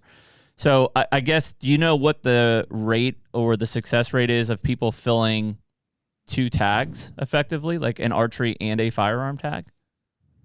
$2 or just two? Yeah, $2, I guess I would say. I don't have those numbers in front Is of it me. low? It's not as much as you would think. I did look at how many people, because I'm working on our harvest data for this last year. I wrote it down. Like, is it 13, like a 10%? Is it 20%? 13,000 hunters harvested $2. Okay. Or more. In a CWD county, you could harvest an extra one. It's like 5% or less of your total hunter numbers. Mm-hmm. Yeah. Well, 111,000 hunters killed a deer. Oh, okay. Okay. So of those people that were successful, 13,000 killed $2. Oh. So that's so 10 more than 10% of the successful hunters killed $2. Right at 11%. I was going off of your total tags sold. Total tag. 240. Yeah. So tags sold or people that bought permits versus people that actually filled a permit. Okay. So yeah, it's about 10% of people that killed deer killed $2. And some of those, like you obviously being a landowner, you filled your archery statewide tag and your landowner archery tag. Yeah, I shot to $2 to kill your $2. Yeah, which obviously it factors into that. But yeah, I just wondered what that number would be because of the system that's set up. Like, I would assume that people, because we always talk about the big shifts, like here in Pennsylvania, giant shift from gun season to archery season with the with crossbows being legalized because it's better weather per se, longer season opportunity for them to fill their tag, hunt the rut, like the list goes on. Whereas in Illinois, it's like there's incentive to hunt the gun season because you have a firearms tag, right? That's only good for firearms. So if even if you fill your archery tag, you still have a firearms tag. Or, if you haven't filled your archery tag, you might as well hunt firearms because there's only a limited number of days to fill that There's tag. still the same incentive, I think. There's just probably not as much pressure on the back end tag. It's like, well, I got one during my archery season, so I'm here to gun hunt still, part of the tag. But it's not like you have to get one. It's not like this is my first crack, my only opportunity kind of a thing. It's, dude, that there, and I said I would tie this back into the access conversation is like, Jeremy and I have talked about it a lot, and I do still feel of all the things, and there are a lot of them, I covered mapping softwares being a huge one, technology in general, cell cameras, whatever, industry influence, all those I think are a factor, but above them all, I think crossbows single-handedly took like in some cases 50 to 70% of hunters that were previously participating in a like week-long season and gave them access to a 3+ month season. And we're sitting here confused about why access is an issue. It's like, no, that's it. We just gave all of these reasons, or all these guys a reason to, now I can buy a piece of property, by myself or with buddies. I can lease property. I can hunt for 3 months. I've got a reason to do it, even to go out of state and to do that. So, to us, crossbows are the number one reason for access problems. Peter, you mentioned outfitters. Like, I guess in my mind, I kind of think outfitters in Illinois being like a thing even in the 90s and early 2000s. Does it seem like outfitters are occupying and or locking down more land in Illinois than they have previously? I don't know. Okay. It's hard to say when you compare back to, if you're going all the way back to the heyday of Pike County and the Golden Triangle. I don't know if they're locking down more total. The most issues we have with just hunter access in general. Yep. And there's properties where I used to be able to go on them and I can't go on them anymore because our family friends have now leased them. Where I was going somewhere. Dang it. Lost my train of thought. No, it's fine. I guess I'm just looking at it regarding outfitters is what we're talking about. I guess I'm looking at it like we just hit, and this is obviously for the archery side, and I don't know what the non-resident gun, but my guess is that most outfitters are catering to non-residents, right? Yep. Is that Yeah, probably. so if we just hit a record number of non-resident archery tags sold, I would assume that outfitters therefore are housing. And again, I know leasing and buying is also a big thing for non-residents, but I also assume that outfitters are having to take in more hunters than they have previously. Is that a fair assumption? Yeah. So I would assume that we have more land locked up by outfitters right now than we maybe have ever. Okay. We don't have any stats on that. I don't have any sort of acres of land that are controlled by outfitters. It feels that way. I also think just more people, even residents, are probably leasing land than they ever did before. Yeah. Residents probably never felt the need to lease before because they were local, they had permission, they had family ground, whatever. Now, obviously, as that's getting locked up either by outfitters or non-residents, now they feel the pressure to have to lock down land in some way or form. Or better, maybe properties that are going to grow bigger bucks than what they Sure. do have access to. So I can't say that outfitter. I mean, I don't want to paint them as the bad guy. By any means. They where we tend to run into more issues is properties that are leased by outfitters tend not to kill many does. I'll just say that. So in those areas where hunters are coming in from Georgia for a week, and they're probably not killing any does. So where we run into issues with outfitters controlling land is in the summer when they're not there and the hunters aren't there is when we're having crop damage issues. So I would bet that's non-residents in general. That aren't killing many does. Yeah. I think like where we're at, there are a fair amount of residents, and it doesn't seem like there's any issue with the numbers. Like they're killing plenty of does. I think it's because of the resident hunters. Your residents control your antlerless population. Yep, for sure. So that's where I tend to struggle with outfitters is when they affect they make people that are there all the time and farm, and sometimes the people that are leasing the land are the ones having the issues. So then it's partly their fault too. So well, that becomes the conundrum, right? Is like you get into these situations where, let's say, whether it's non-residents leasing it or outfitters leasing it, most of that ground is also being farmed. They're creating these doe refuges essentially that then cause crop damage. But at the same time, so you've got a farmer who's leasing that tillable ground for production who has deer damage. You've got a hunter who's leasing that ground from a hunting side who's not killing antlerless deer. Yeah. And you've got, let's say, the landowner who's essentially benefiting from the lease to the outfitter or to the hunter and from the farmer. And so like they're in a place where they're making as good a money as probably they've ever made, right? They're double dipping on the way that they're monetizing or making money, capitalizing on their farm, but they're, one is causing issues for the other, essentially. 100%. And when we're doing these DRP calls, we talk to them about killing more does and forcing your out-of-state hunt, because a lot of them say, well, we have out-of-state hunters and they don't want to kill does. Like, well, you can write it into the contract that they have to kill so many does, right? And a lot of these landowners, surprisingly, don't feel like they can make that ask. No, they feel like if they ask or they put any terms in there that are an inconvenience, say they're going to make less or they're not going to make that money.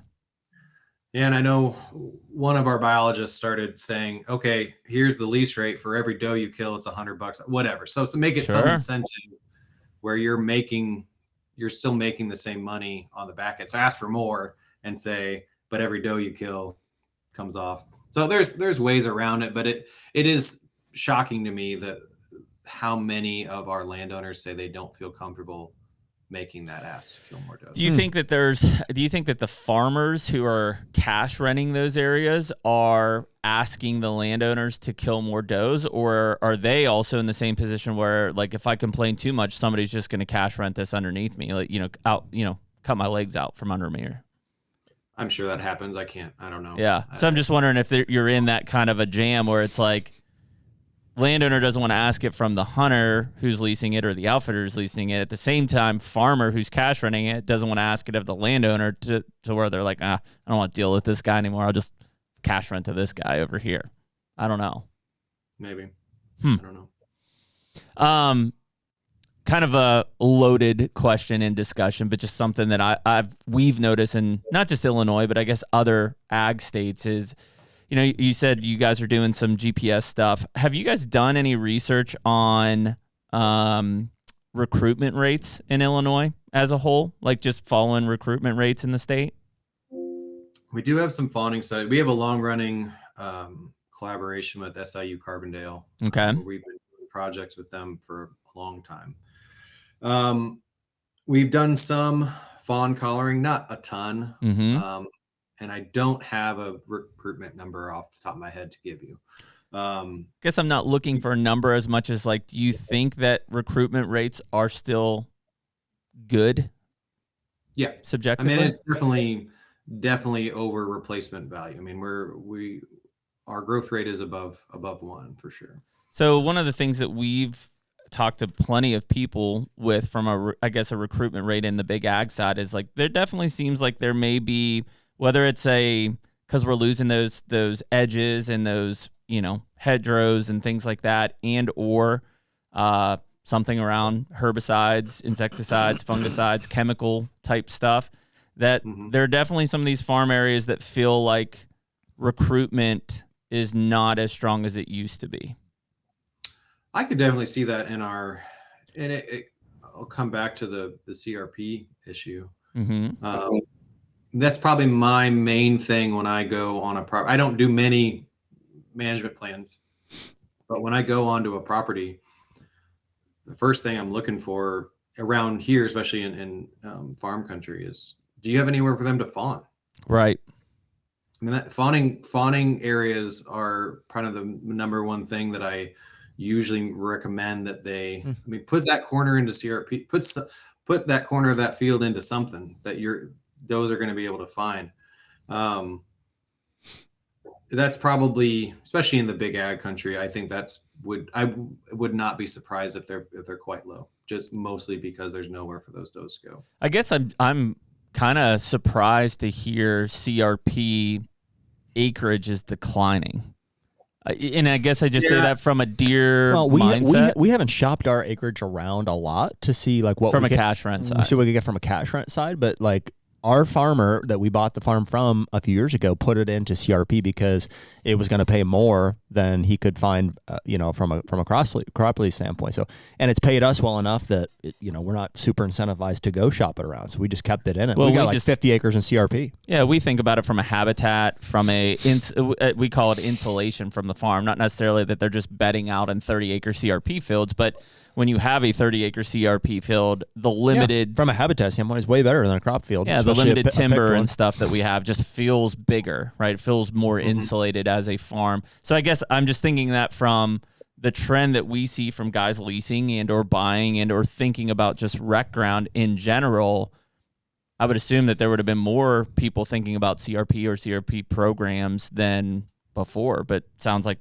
I think it's going back up. Okay. I just think it's down. It's down from where it was in the mid 2000s. From what I don't have numbers, just from what our folks here that do keep track of that tell me that I think it is on its way back up, but it is not what it used to be. Do you think that's because cash rent was more aggressive, or CRP essentially did a poor job at saying it was available? I don't know about saying it's available. I think that or Farm Bill. It was just a trend. It was just a trend in how things were going in Illinois through the 2010s that people were taking more fence throws out, making bigger fields. I've definitely seen it around where I live. Yeah. It's more of a process too to get it into CRP. It's easier just to get the local farmer contact and be like, "You want to farm this next year?" And they're like, "Yeah, $400 an acre." You're like, great. Like our renewal process contract, is very easy. The renewal is because we've set it up, but just getting in through a Farm Bill. Yeah, there's a little bit more legwork there to have to go through the state and stuff. Yeah, it's because obviously I see that affecting not just fawning and stuff, but even age class and everything, like from a structure standpoint, from a habitat standpoint. Sure. Like I would think that would have a domino effect the whole way across. Yeah. Because it's loss of structure and habitat as soon as crops come down. Yeah. Well, let's circle back, Peter, to, I don't know if we fully finished kind of the crossbow conversation, or maybe I cut you off and started talking about access. I mean, do you agree with that point that I made that, like, hey, since the inclusion of crossbows, we've opened these guys up to a longer season, it's contributing to the access thing? I mean, agree, disagree? Are you seeing any of that? Yeah, I would say that's part of the access issue is people are now open to 100 and something days of hunting. Right. And so their motivation for locking down land is maybe higher than it used to be. Mm-hmm. Yeah, so I think that's definitely part of it. Let me ask you this. Is access something that you guys are interested in addressing and like trying to improve on? So we do have a program where we lease land and make that available to hunters that apply for our IRAP program. It's just not a lot. It's not well funded. Right. It's not. I mean, I've hunted WEHA properties out in Kansas. Yeah, different ball game out there. Had some great hunts, killed some chickens out there and a few other things, and it was great. I loved it, and we just don't have that level of funding, buy-in. And it's a lot cheaper to rent land out. I was going to say the competition. Like, how do you compete against guys paying $100 an acre? I don't think you do. I think that's the wrong way to go about it. I think you would have way more success with some legislative changes or restrictions on like any of the technologies that we listed, and or season dates and bag limits. I mean, you can't change crossbows. Like that's what we just talked about. It's classified as archery. There is no separation from it. Right. So you would limit all of archery if you wanted to limit crossbows. Right. That's the only way to do it. Well, or go ahead. I just same thing with our centerfire rifle bill that just passed. So that went into effect in January 1 of 23. And again, it's just the push from the legislature. So stuff going into statute that we can't change is really to make things easier for hunters, right? Give more weapons, more everything. Which, from a population management standpoint, do I care if a deer is killed with a centerfire rifle or with a slug? No, not really. Same with does it kill with a bolt or with an arrow? No. From a population level standpoint. So how a deer dies, I'm not super concerned about. But when we start having that extra pressure in the archery season, and we don't have great way to control archery season because of limited permits. So that's when we start limiting doe harvest in those counties that we're concerned about. So there's ways we're going about trying to limit archery harvest, but they're not great, but we can't change that. Centerfire rifles, I did quick and dirty math. I wrote it down somewhere. 35% of our firearm harvest is now centerfire, and it just keeps going up. So I don't know where that will end. We got guys that would never stop shooting their slug gun. Or muzzle loader. The younger hunters. Yeah, I mean, we play at the check station. As people come rolling through, we see what truck they drive and how old they are and that sort of stuff, and then we make a guess what they killed their deer with, and you can usually pretty well predict the centerfire rifle. One great thing is that in our youth season, we've had increasing participation, increasing harvest in that youth season, and we are at, I think, 60% of our deer this year were taken with a centerfire rifle in that season. Wow. Because that's one of the I know Iowa's early and Kansas is early, but it's one of the earliest youth seasons, right? Like, I can't remember exactly when Missouri's is, but like Ohio's the third week in November. We know that. So like, because that's an October season, right? Yep. Columbus Day weekend. Yeah. I guess let me ask a dumb question, Peter, because obviously we talked about, these things from a legislative level on the archery or even centerfire rifle. What can the DNR control? Like, is that, you know what I mean? Like, there's obviously a lot of things that come down from a legislative level that you can't control. Like, it is what it is. What factors do you guys have full arms wrapped around that you can control? So administratively, so that's what we can control is the administrative rules, which then they do have to get okayed by the legislature, but we can edit those and make changes to those. Bag limits? So we can change bag limits. We used to have no limit on bucks. Oh, wow. And but we were issuing much fewer number of permits back then. So you're really limited. You weren't going to be able to get a bunch of permits. Yeah. So it was, and that was a different time. That was back in the 90s. Mm-hmm. So we went to 2. Well, actually, what we found was now the goal was to shoot 2 bucks. So we actually had a little bump in buck numbers during that first year. They could. So we can control bag limit. We can control dates within specific ranges. So in the wildlife code, so in statute, there are dates set for when seasons can be. So we work within that framework, but there could be changes to season dates. So not so much for archery, but for firearm. Okay, so for firearm, let's use that. Usually that's whatever, the 3rd week of November, give or take from weekend before Thanksgiving. So is that something you guys could say we want to push it to Thanksgiving? Like, do you have that much flexibility to like push it back or no? Technically, yes. I think that would be a big ask politically. Just because it's been that way for so long? Partially. And I get really annoyed when you get into those conversations. Well, that's always how we've always done it. Yeah, the tradition conversation. Mm-hmm. Yeah.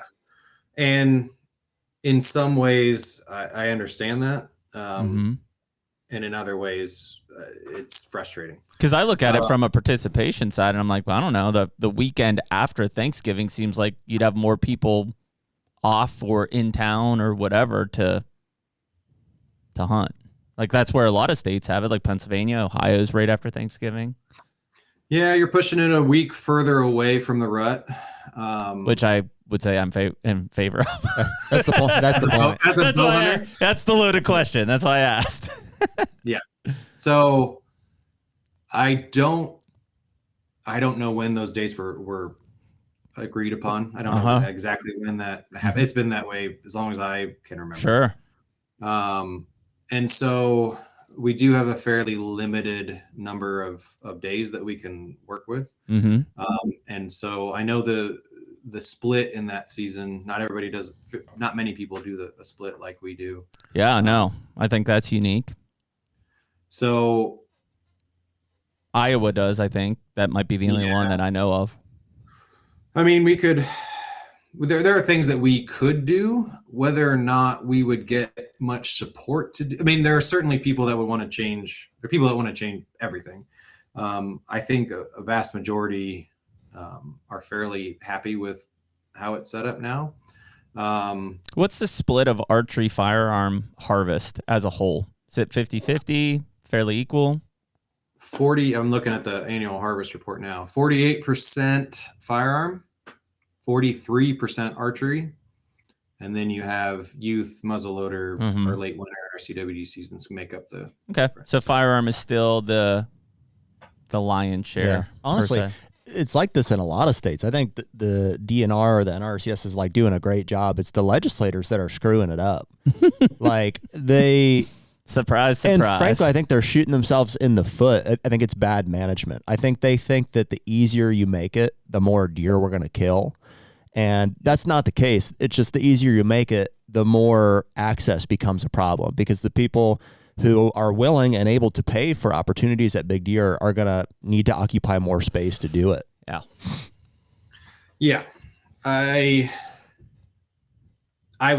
So this is my first state position I've ever had. I've always worked in university and in research.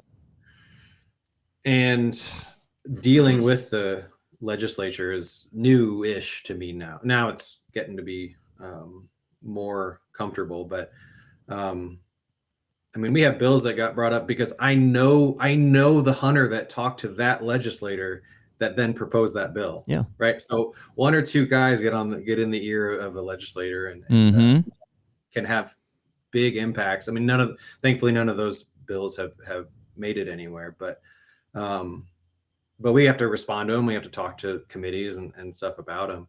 And so, the amount of sweeping changes that can be made by the legislature is pretty. Yeah, it's scary. It's scary. It's crazy. I mean, dude, to use the crossbows as like the prime example,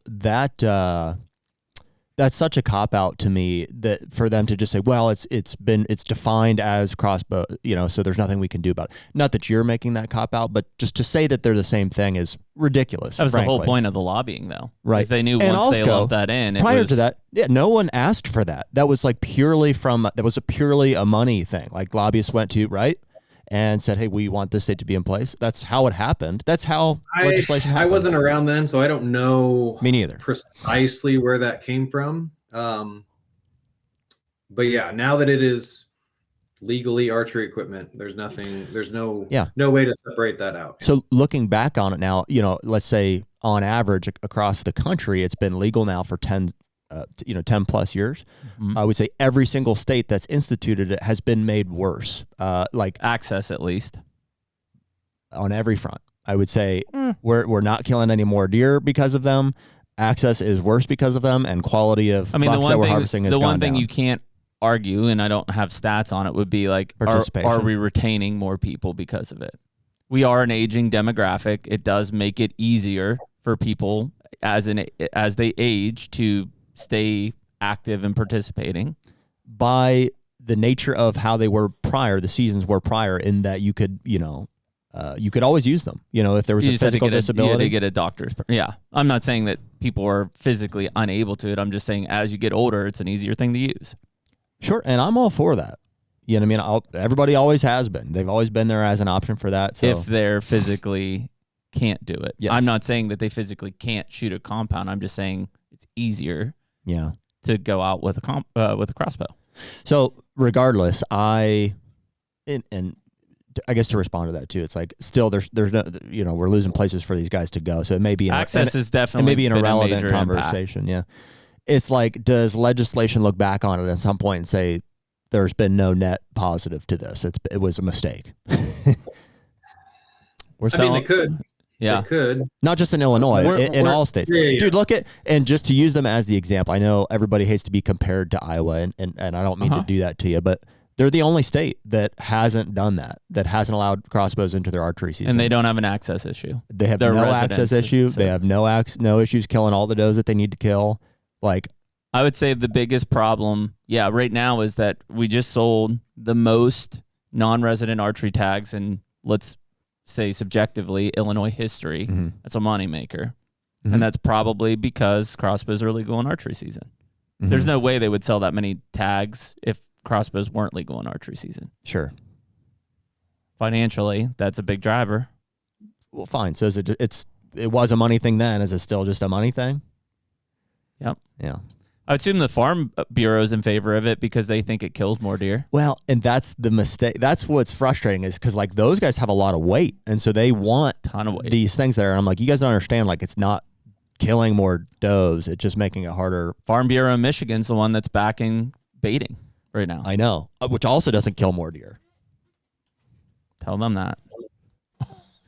Yeah, we did actually. We did tell them that. Yeah. The HUNTR Podcast is brought to you by Beast Broadheads. Dude, Beast Broadheads. Man, we've been advocating for and shooting expandable, especially big expandable broadheads for years and years now. And it just seems like they keep making them better and better. And ultimately, with the relationship we've forged with the Bowmars this past year, we're just super excited to be shooting the Beast Broadheads this year. I mean, this broadhead it's the world's sharpest expandable broadhead out there. It has best penetration, and it's got bone-avoiding technology. Yeah. Ultimately, we want to create the most trauma possible on a deer when we release an arrow. The Beast Broadhead does that for us every time. So right now you can use code HUNTR, HUNTR, for a discount on anything on the Beast website. So definitely go check out beastbroadheads.com. Illinois is such a hard one because at one point, and this is, I don't know how many years ago, like people would argue that Illinois was better than Iowa for quite a while there. Like in terms of like the big buck state, the quality, the number of big bucks, like it was better than Iowa. Yeah, and those same people would say it was crossbows that tipped the scale. Would they? Yeah, definitely. The two that come to mind are Higgins and Skip. Those are the two that I think I can point to having recalled that conversation. Interesting. Have you heard the same, Peter, or different? Like from folks that you hear, like, hey, the heyday in Illinois was 15, 20 years ago. Do they is there a reason that they would attribute to why that may have been? I mean, crossbows, certainly from people that are managing for bucks, right? Yep. That's probably the biggest complaint that we hear. Yeah. Crossbows. Yeah. Which came in a pretty close timing with the mandate to reduce deer numbers overall, if I'm not mistaken. Almost 10 years after. Yeah, so that's substantially. The mandate was 20 years ago and crossbows was 10 years ago, give or take. Mandate to lower was, I think, 2008. Yep. Okay. And they were approved in 17 or 18. I don't remember. I think the hardest part to tease apart is everything else too. Like you talk about Onyx, you talk about cell cameras, you talk to, there's a lot of things that all came together that made it easier at the same time. Not to get crossbows off the hook, but I'm just like, I don't know how you tease all of that apart. It's for sure huge. Yeah, we've seen it in Pennsylvania. Like the fact is that there are less people gun hunting in the state of Pennsylvania now because they can crossbow hunt. It's without question. It's objective. It's a number that you can nail down any day of the week. The access thing in terms of industry, mapping softwares, cell camera, the ability to monitor these properties remotely, like all of those things are absolutely a factor in it. I think the fact that Illinois is basically 50-50 in terms of crossbows, vertical bows from an archery side, that's somewhat shocking to me, just knowing Ohio and I think even Pennsylvania at this point. They won't tell you the direct numbers, but it's at least 60% crossbows, if not more. Like, so part of that is probably the big buck hunters of Illinois. Like, I think a lot of those guys are very compound bow minded coming into the state. Peter, do you bow hunt? I do. Crossbow or vertical? I'm a crossbow hunter. Okay. So but I will say that I was only a firearm hunter until I moved back to Illinois. Yeah. And you had the ability to. And I work during firearm season now. Okay. So that makes sense. Well, walk us through your decision to pick up that weapon. So the couple properties that I generally hunt around Springfield, I'm generally the only one on there, and they are not a hunting family. They're not hunting families. And I try to get in and get out. I'm usually killing a yearling or a doe. I'm not really a buck hunter. I've killed a few, but I'm not what scratches my itch. So I'm in there for usually just to get some meat in the freezer, and then I get out. And I do that with a crossbow. Yeah, sure. And so that's within, obviously, since it became legal. And you were a gun hunter exclusively prior to that. So that was an easy transition for you. And and obviously, if you're working during the gun season, makes sense. You're only going to hunt during archery. Yep. That makes sense. And I would say that's probably a vast majority of crossbow hunters came from, they were gun hunters prior. And that's a similar weapon, and you got more opportunity. Yep. Peter, does the state of Illinois, and this is like a broad swiping statement, does the state of Illinois care about the quality of deer overall, like the quality of bucks in particular?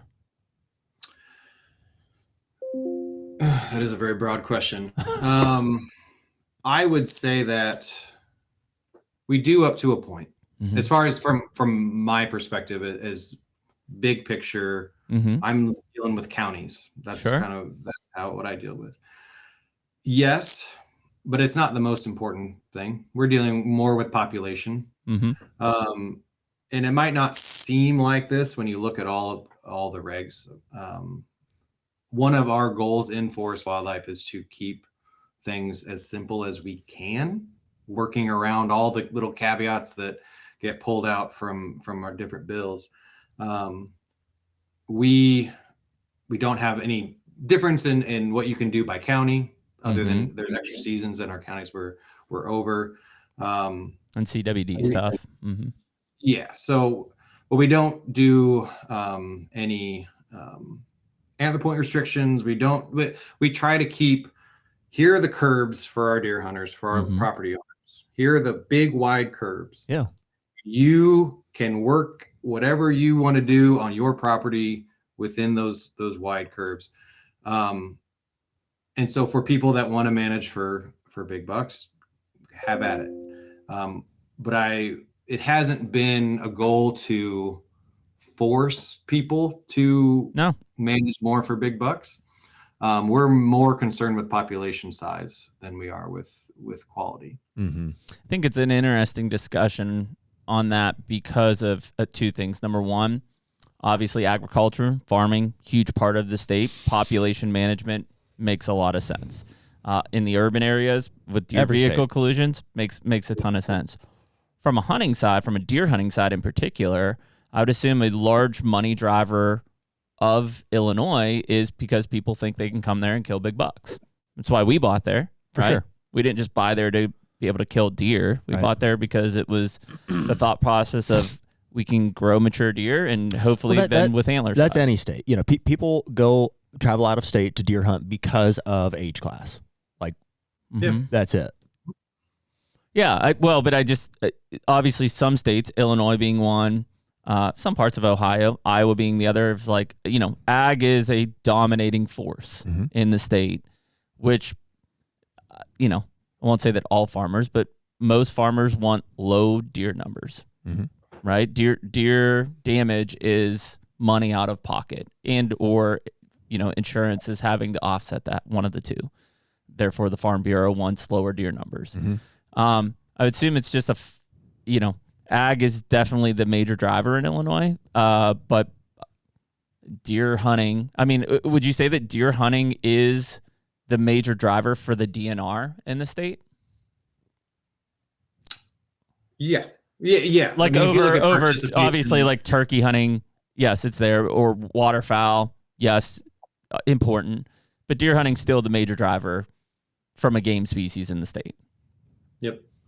And I would assume that most people are that are driving that are, you know, subjectively wanting to kill a big buck, whether that's a big 3-year-old or a, you know, 200-inch 5-year-old. Yeah, everywhere in between. But it's an interesting thing because we have a lot of states that are they have to be like you. I guess what I'm saying, Peter, is like you have to be in a position where you're at to manage landscape level numbers. That doesn't necessarily allow you to focus intently on the quality of buck age structure. You're not even collecting the data there, right? So all you know is there's more 2.5-year-old bucks than maybe ever before per the data in the state of Illinois. I would say that most people, especially the non-residents, are coming to Illinois to kill what they perceive as a big buck. Well, and it's really important. I think, like, to make good management decisions in any state, like, the most important thing is to understand the motives of your hunters, probably. Because, and that's where we see the mismanagement or prescription of, like, whatever it is, technology, season dates, and bag limits. More often than not, it's to kill more deer is what we see. And more often than not, it gets translated into killing more, like, 3- and 4-year-old bucks, kind of a thing. Because, and not more antlerless deer. Because that's what guys want to do.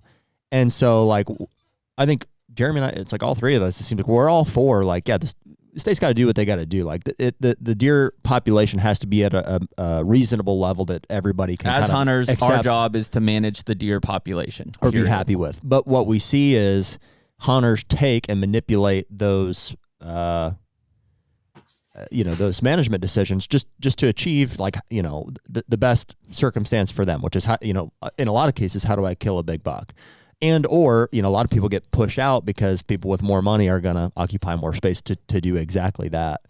Well, and what I don't want to see is Illinois fall victim to what Ohio has, which is these, lower than a county level. So it's a micro level, but these large land swaths have created doe refuges, and you clearly are seeing it's starting in Illinois in certain areas, right? But yeah, it's because the more people feel like they have to insulate themselves or lock down land, whether they're an outfitter and it's a capitalism standpoint, or it's an individual guy who owns land or leases land.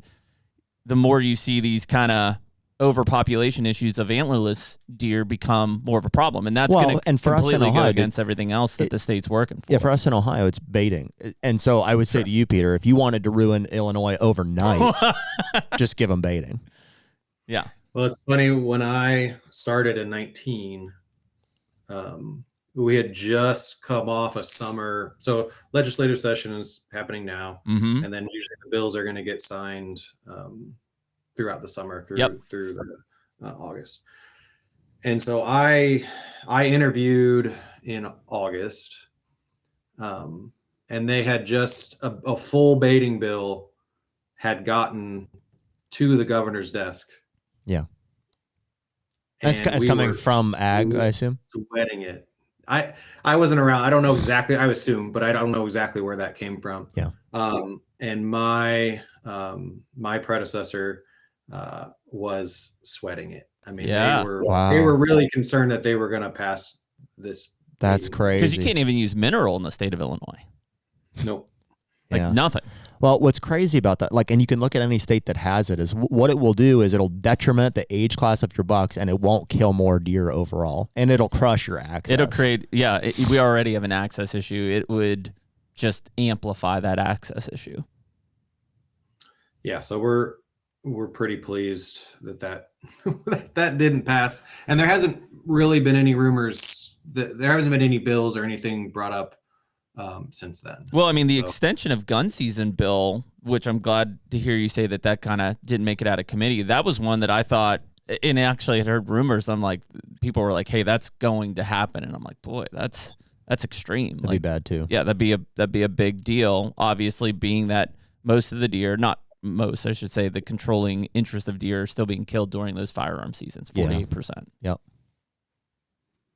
And the way that the tag situation is for bucks, being that like everybody can still hunt archery and then still hunt firearm, and now they have more time in firearm. Mm-hmm.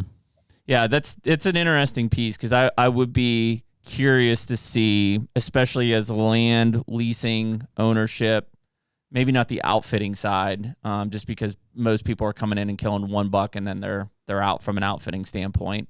But at least the land leasing and ownership side, if we start to see that percentage of successful harvest, the number of people who are killing more bucks increase, over time. Just as permission thing, it's like, boy, you go in, you kill a deer, hard to kill too, because other people are hunting it usually as well. Mm-hmm. From a lease or an ownership side, not that it's easy, but I mean, you went and killed 2 bucks this year. Yeah.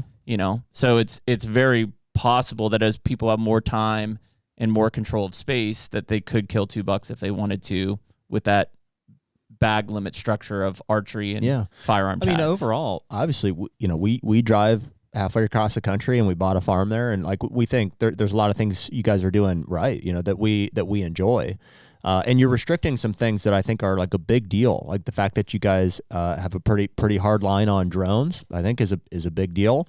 The baiting, even though it includes mineral, I think that is a huge deal. Mm-hmm. You guys have 2 bucks, but it's a minimal number of people that are able to like take advantage of that.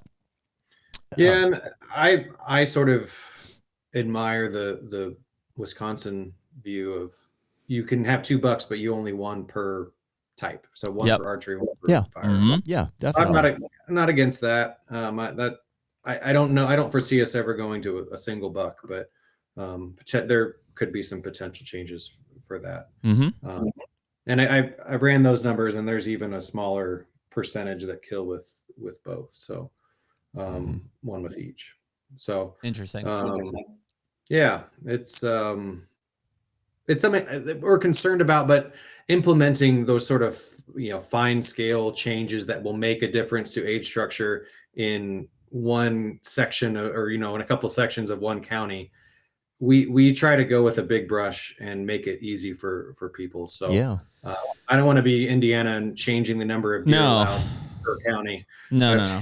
Well, and I don't want to do quotas for archery permits by county like we do for firearms. No, that's a headache.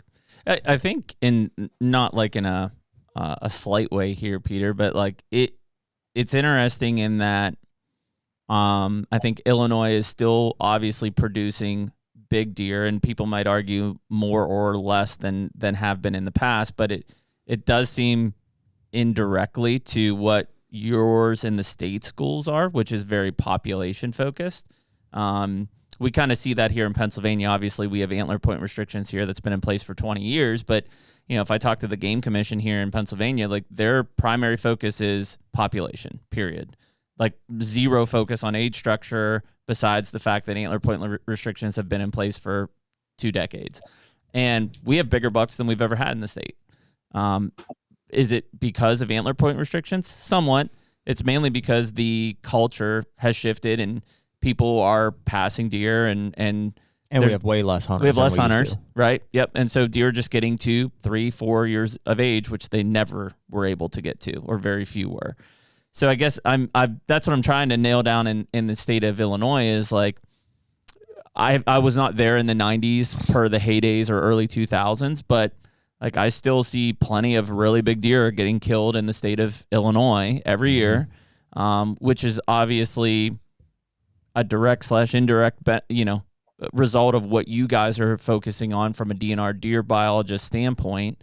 And I would assume that's just because of the way that people who are occupying land are managing deer at the local level. Does that make sense? Yeah. Yeah. And that is our goal. So we have our forest wildlife program. There's like 4 or 5 of us in there. Then we have our local biologists where we are down to maybe 19 for the whole state. Wow.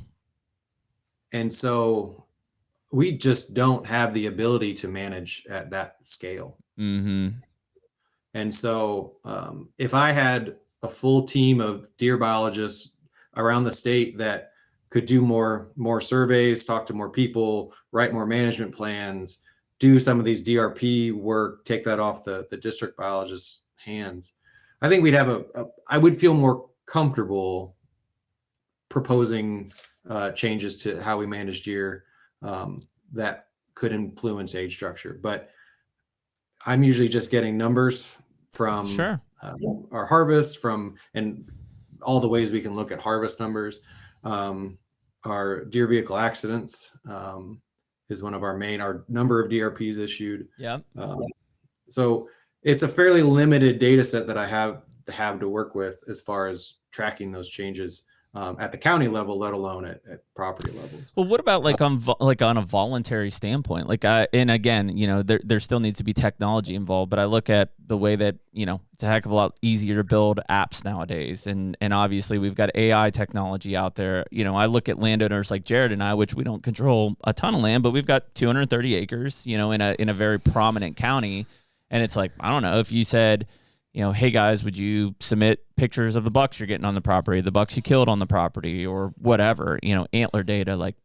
Well, we do. Yeah. I mean, the check process in Illinois is pretty thorough in terms of like the basal circumference, the eye measurement. I think there's a guess as to how old we think the buck is and all that kind of stuff. Yeah. So we, at our check stations for firearm season, we do get actual age when we get, tooth wear and replacement. You're not pulling like an incisor for some manual or anything. No, we just get too many deer come through to do that. And we did do that in the past when we initiated the call in or online check system. We aged them, we pulled cement, we did the cement to manual, and then we used that information to sort of set our cutoffs for this is definitely a fawn, this is most likely a yearling, and then this is. But what we found from pulling those teeth was that we couldn't distinguish from simple morphometric measurements that any hunter is going to do, whether it was 2 or whether it was 5. I get it. Yep. Yeah, they're bigger. There's so much overlap. We just didn't feel comfortable. Makes sense. With the call in and with the online reports, and we can't even distinguish yearling does from adult does. That's another one. I wish I had another age step to put into some of our models, and that's one thing I've thought about it a few times. The deer vehicle accident data, I get I get asked about this a lot, and some people, it's all BS. Okay. Is it perfect? Absolutely not. Do we love this data? No. But it is one of the few pieces of data that we get for every county every single year. Mm-hmm. And so is it a decent relative estimate of population size?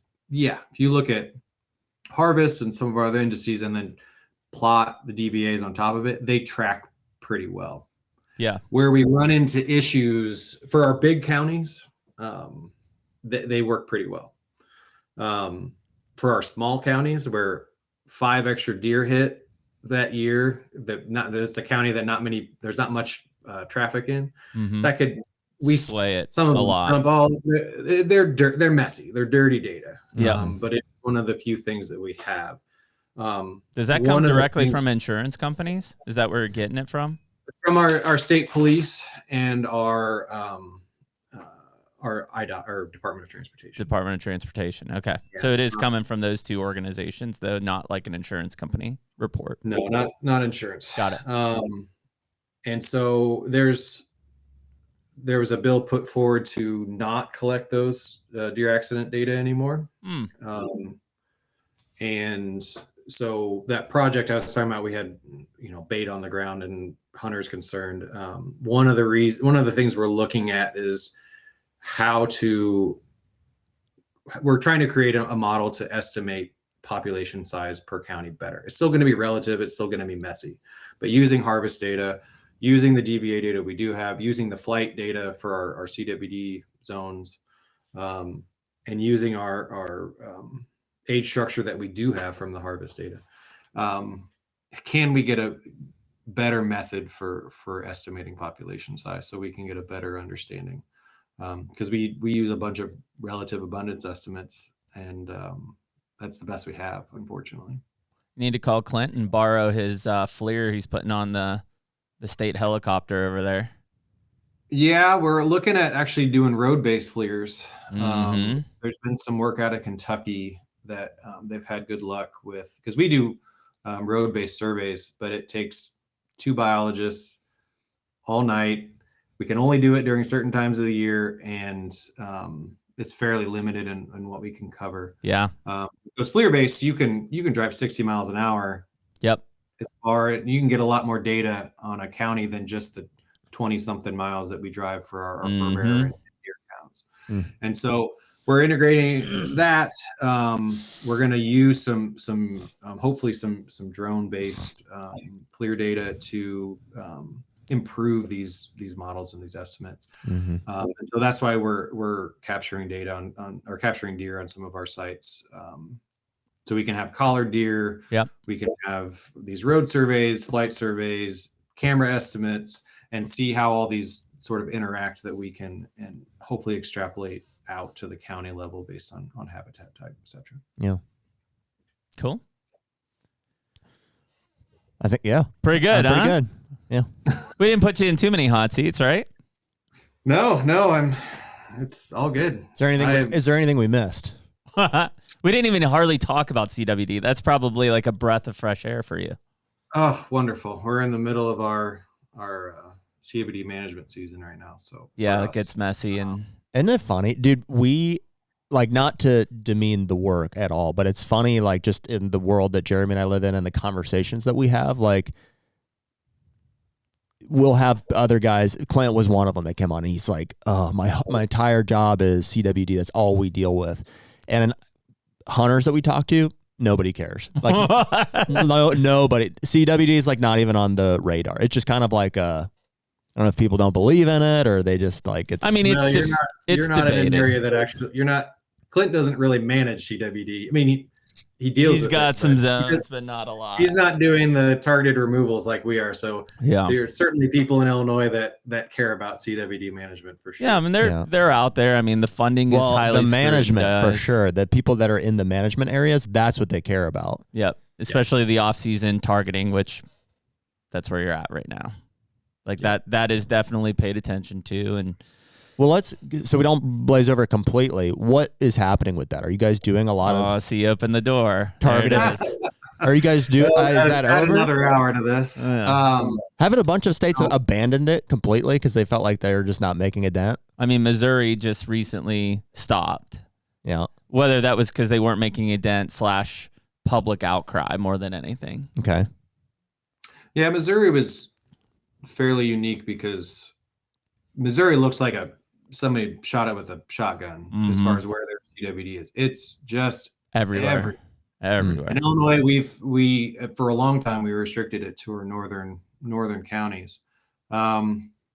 So Illinois has been managing CWD since 2003 when we first detected it, and we did that through the targeted removals. For I don't know till 2019, CWD was 1% of the deer that we tested ish, somewhere in there. And we didn't see these big increases in our zones. Since 2019, we have seen a shift. So CWD, in my opinion, is density dependent at the beginning and becomes frequency dependent as more and more deer get it, and the habitat gets contaminated with prions. We know they can pick it up from the environment, and so are we at a point where I joined in 19, and I think we had a lot of buy-in from our biologists that like we're doing a good thing. We are keeping prevalence low. We're keeping it contained in the northern third, and I don't know that we can say that anymore. And so we have already changed how the counties that we shoot in. So where those counties have gotten too high, we're not making a difference anymore. We're not going to kill these deer. We just had it jump further county south into Adams County. That was kind of the furthest jump that was made last year. And that was a big punch in the gut for us. And so I suspect changes moving forward. Maybe we'll get our disease guy on to talk with you guys to go over it more thoroughly. But I think there will be big changes because, again, we felt like we were making a big difference for the first 15 years of the program, and I don't know that we are anymore. So what kind of changes would you expect? I don't want to let too much out of the bag. I just don't know. I have there's no concrete changes, but Missouri stopping their program, Minnesota stopping in their big zone. Was that for similar reasons, Peter, where they at a point where they felt like they were effective for a period of time and then numbers jumped and they're like, well, this is not doing it? Yeah, and it's a huge drain on resources, on our staff and our resources. And I mean, we got guys leaving home for 6 weeks out of 12 after the season's close. And now, I mean, we got some of our biologists are mom. They got 2 kids at home and they're leaving for a whole week, leaving on Sunday night and coming back on Friday afternoon. That's just it's a lot of sacrifice that we've made over the years, and we felt like it was working for a long time, and now that it maybe isn't working as well anymore, we got to shift. So I don't know exactly what that shift will be.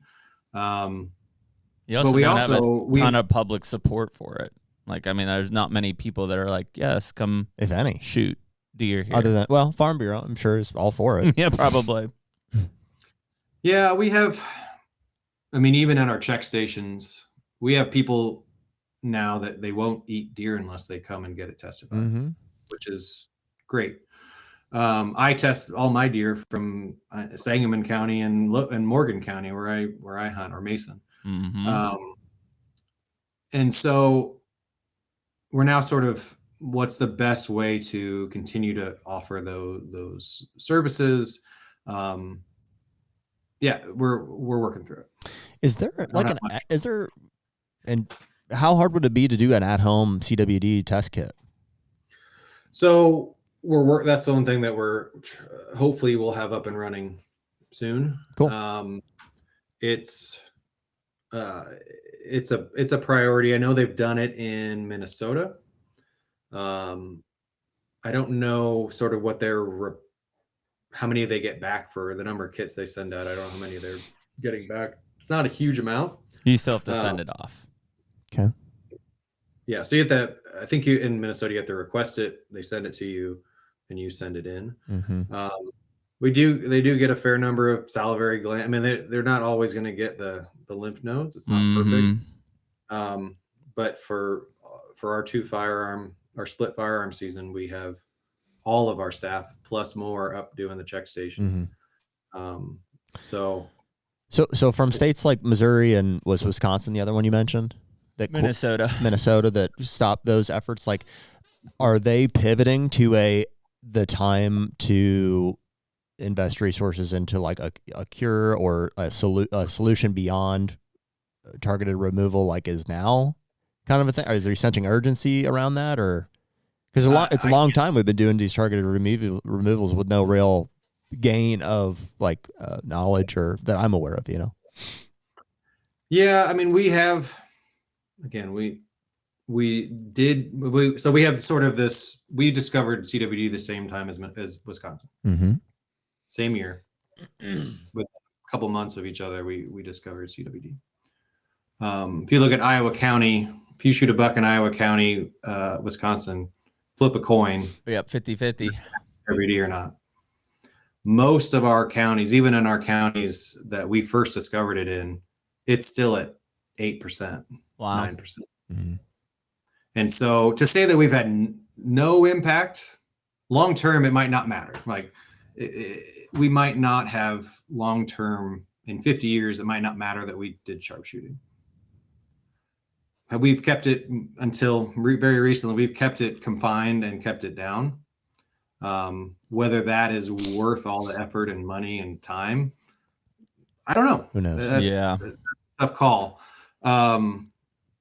If you look at how far it spread in Wisconsin compared to how far it spread in Illinois, we would be in CWD land where I hunt now if it was the same as Wisconsin, and we're not. So I want to push back a little bit on the idea that CWD management does nothing.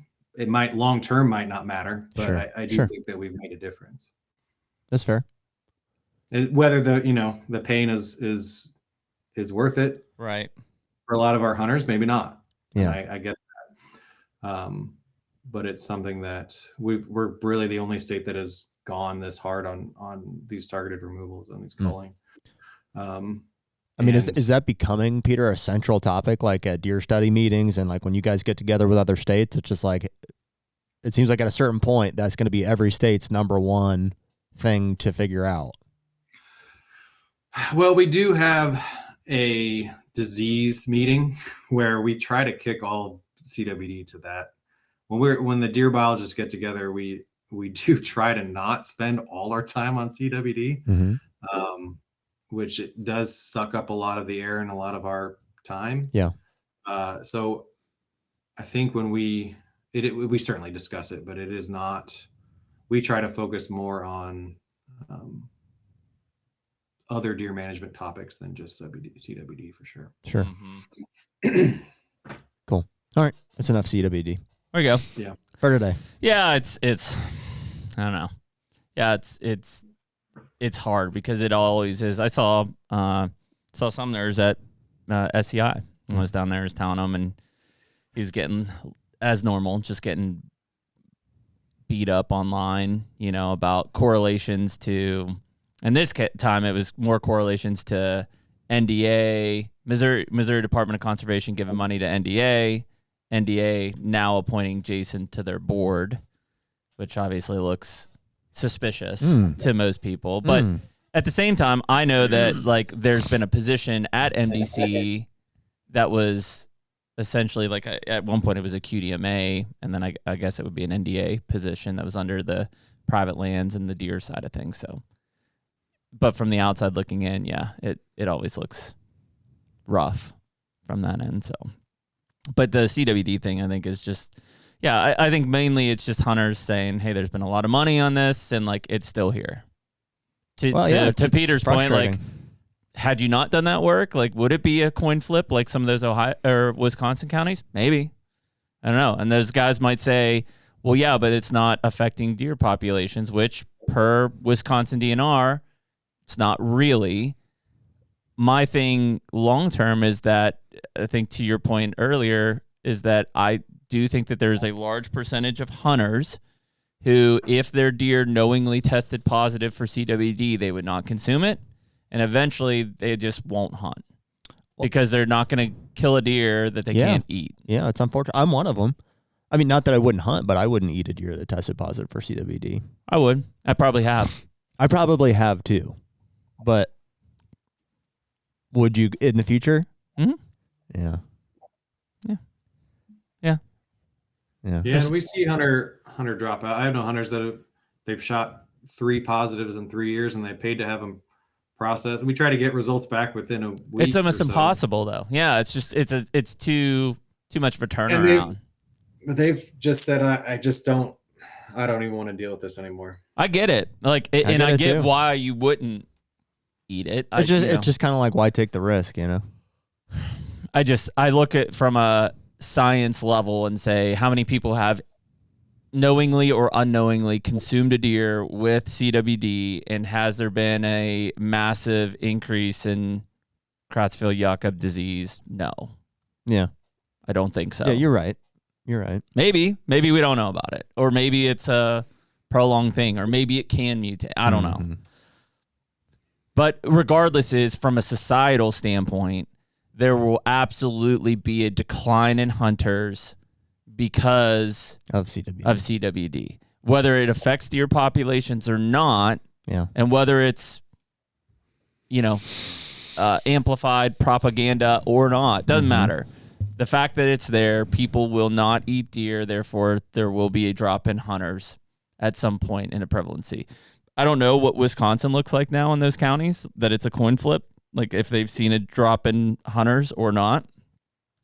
I'm not sure. Well, from what we hear about Wisconsin, at least the southwest or, what Buffalo County areas, that their doe numbers are rampant. Like, which tells me they're not, well, it's one of two. People aren't killing does because they're like, 50-50 chance it has CWD. I'm not going to eat it anyway, so why kill it? Coupled with, they're just, they're managing 4 big bucks, kind of I'm sensing that as well. So, yeah, it's messy. Messy. Mm-hmm. Well, Peter, we appreciate it, man. Thanks for spending some time with us this morning and talking through a lot of those. I know people write us and they're like, you didn't drill them on this. You didn't, At the end of the day, like we said kind of pre-podcast there, our goal for a lot of people is just to have conversation, especially this is first time talking to you. We're not here to put you on the hot seat. Understand that, like, in your position, you're a recommendation maker, right? And there's only so much that you can do. Again, like it or not, legislative decisions handcuff all of us at the end of the day, and you can only work with what you can control and can change. And beyond that, I'm like, hey, call your local representative, essentially, if you want something different. Clearly, if you know the right person, you can pull on the strings and like maybe make something happen. But I think that there's always things that Illinois can work on and improve, and I think we highlighted a bunch of those here. At the end of the day, I don't know how much of that will change or where things are going. I do know that it is maybe the highest price recreational ground, except for some places in Ohio. Like, there's no other places that I know of that rec ground is selling for higher. Highest taxes too. Oh yeah, we didn't even touch that. Yeah, but we got those taxes. That's for sure. That is which frankly, dude, your guys' taxes are borderline malicious. That may be the only thing that is somewhat suppressing the access issue. Like, even if access issue is bad, it could be astronomically worse if the taxes were lower. Yeah, we've absolutely been targeted by our local tax collector, like in the county. I know for a fact there's other comparable properties that are not taxed at the rate we are, and it's because of the non-resident piece, I believe. From a recreational tax standpoint, is what it is. Yeah, they wanted to tax a 145-acre farm almost $30,000. It's insane. Yeah. It's crazy. DNR though, we did the conservation stewardship program through you guys at the state DNR level to reduce those. But it's brutal, man. I don't know all the incentives that we offer, to be honest. They're there at least. That's what I mean. If anything, like they exist, they can't happen. But yeah, it's damn near criminal at the end of the day.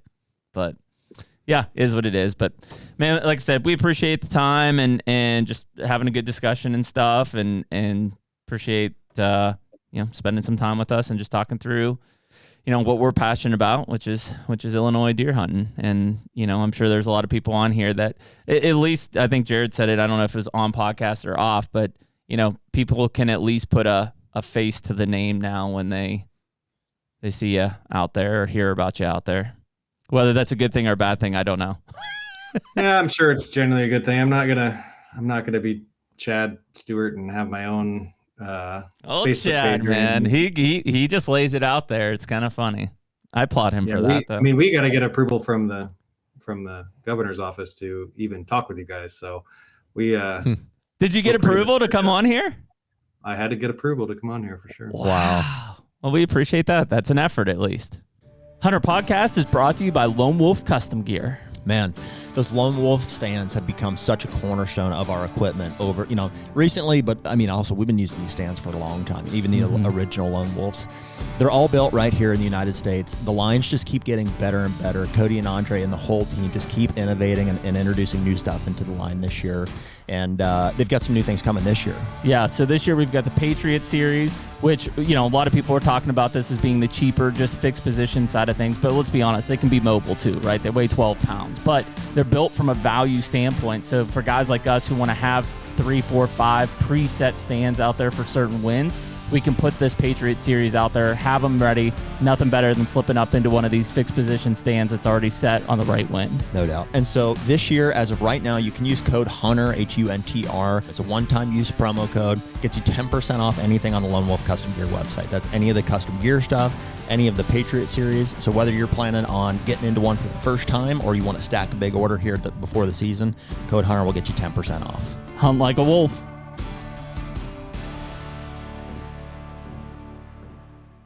Pretty cool.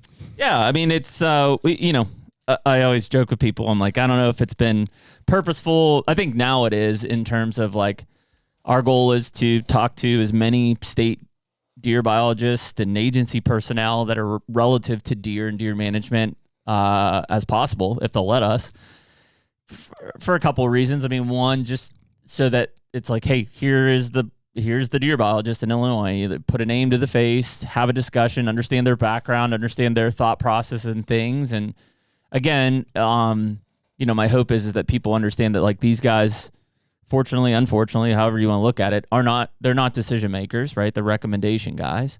And obviously in this case, like the legislative level has a ton of influence on how things are done in the state. And I say that because I know that sometimes the deer biologist takes the brunt force of the hate, and it's like, dude, they can't do anything anyways. Yeah. Like they're just there. But I think it's important to understand who is the recommendation maker and what their thought process is. And yeah, I mean, in the state of Illinois, it's like, I think the state of Illinois is, I say great and people will yell at me, but great for deer hunting right now because of the local management level. Call it just individuals and or groups of individuals who are like, I want to manage for big deer, and it has great soil quality, and therefore you can grow big deer. And everybody in the state benefits off of that. Much like other states, their main goal is just numbers, period. Well, I don't know. Every big buck state seems to there's a history of it. So like, I think there's definitely a component of like exposure to big deer. So even like Illinois. Yeah, but who's managing for that? It's the hunters. It's the people. It's not the state. No. Yeah, but I'm just saying like there's a culture of like, or an understanding at least of I've seen a big buck and that's not one, kind of. So like, and I'm not saying it is this way. But that's interesting, right? Because like the state has, it's much like Pennsylvania. I mean, very indirectly, like this state is producing big deer. The state agency has no desire to produce big deer. Right. I would assume the same is with Illinois, which maybe makes people cringe. Like, no, like. Yeah, that makes me cringe for sure. I mean, it's, But it's not the DNR's fault necessarily. Like, I don't see any change that they've made that has direct. I mean, he named the two big pieces of legislation that I would say pretty much single-handedly have changed the herd, from what it was 20 years ago to now. 3, they had a mandate to have last year. Mm-hmm. They allowed crossbows into their archery season, and then most recently allowed centerfire rifles into their gun season. Mm-hmm. And those 3 combined have hurt the age class in Illinois. So the guys that'll say, and if you want to look at CWD targeted removals in certain areas too, then I'm sure that's a giant effect. And EHD, not that they have not that they can do anything necessarily, but that for sure has had a major impact in certain counties. Mm-hmm. Yeah. I mean, dude, at the end of the day, I just think that killing big bucks is not a primary economy driver. Like, it's not ever going to be to the scale. I mean, it's a big one, you know what I mean? And it's not agriculture. It's not ever agriculture. It's not Department of Transportation, So it's what it is. The agriculture is, it's a giant industry, and for sure deer herds have benefited from ag. But, to the point of removing fawning areas, there's no doubt in my mind agriculture as a business is affecting deer populations, whether that's because fawning grounds are getting diminished and removed and or because chemicals are having an effect. 100%. And or the legislative levels of pushing for deer reductions, which is clearly happening. Mm-hmm. All of those things are driven by the agricultural business. Yeah. And it's working against what I would say the majority, even the guys who don't care about big bucks, the guys who just love deer hunting in general, they are having less and less of a quality experience deer hunting because they're losing land, there's not as many deer, the list goes on, right? So the things that they think maybe even they're getting called crossbows in the archery season, that probably was supported by the Farm Bureau. For sure. Okay. In essence, they're like, oh, well, that's great. I now get to, and I'm not knocking crossbows, you get to use them. That immediately locked you out of access over and over and over again, right? Prior to that, you didn't have an access issue. Maybe you only had 7 to 10 days to hunt because of guns, but you at least didn't have an access issue. Now you have an access issue, even though you can use it probably made the weapon it so you can't even afford to hunt your own farm because you can't afford not to take the money that somebody's willing to pay you because of the demand is so high. It's crazy, and I can't believe that what the numbers are putting out from a lease and from a buying standpoint. It's astronomical. Yeah, and I don't want to throw all farmers into it's not all farmers. We talk about big ag. There's plenty of farmers that are hunters also that hunt their land and stuff like that, but it's just. Yes, guys manage intently for it. It's big ag. It's the business in general that it benefits from removal of reduction of deer herds and removal of habitat. Yeah. Crop damage is bad. They're at odds in that level. That's loss of production. Ground that can't be farmed is areas that's waste, essentially. We've talked about it before where it's like, hey, we'll buy this piece and it's got 8 acres of deer habitat and 50 acres of tillable, sell the tillable because they don't care about it, nor do we, and we just want that 8 acres back, right? So because it's waste to them. I want the junk, yeah. So yeah, it's just those states that are big ag, and again, to your point earlier, it's like I hate comparing to Iowa, but it's like Iowa's a big ag state, and they are dealing with the same thing. In those areas that ag is predominant, they're losing deer habitat. They're losing fawn habitat. The numbers are plummeting there. Iowa isn't all golden, right? Mm-hmm. There are some areas of Iowa that are absolutely struggling from a deer hunting standpoint right now because of EHD and because of ag, just destroying deer habitat at this point. Yeah.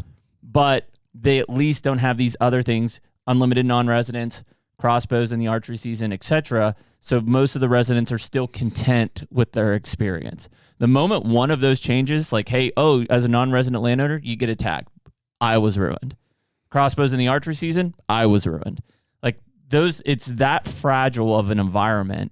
And so, it's even in the state of Illinois, it's not good for everybody. I mean, the residents clearly, the number one thing that they have issues with, access. It's because 97% of it's public or private, and that private is locked down.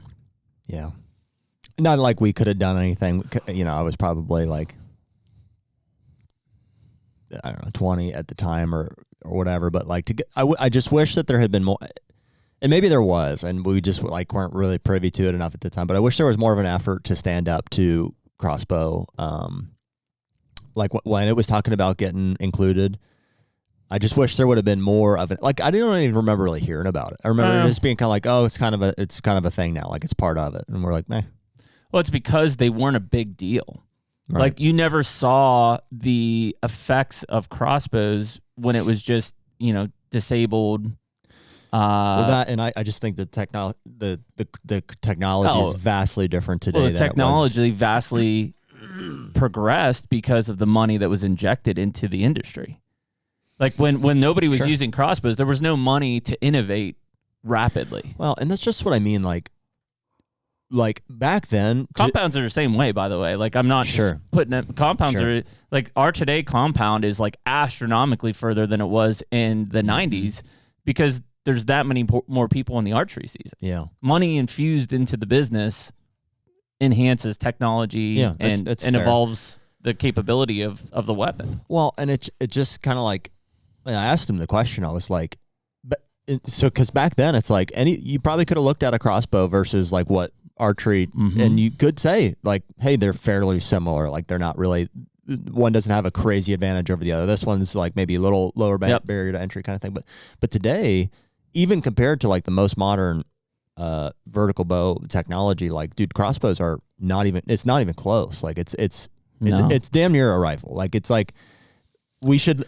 Yeah, I wish people could understand. Like, just dude, go Google like some of the most high tech crossbow stuff that's out there. Like, it's insane. Like, I can drive this at 100 yards. Yeah, and I don't argue the fact that like today's compounds are extremely efficient. Like, guys can kill deer at 60 yards. And I'm open to that too. Like, if the argument is, well, hey, compound bows have gotten too evolved, then okay, what does that look like? I mean, I'm all for.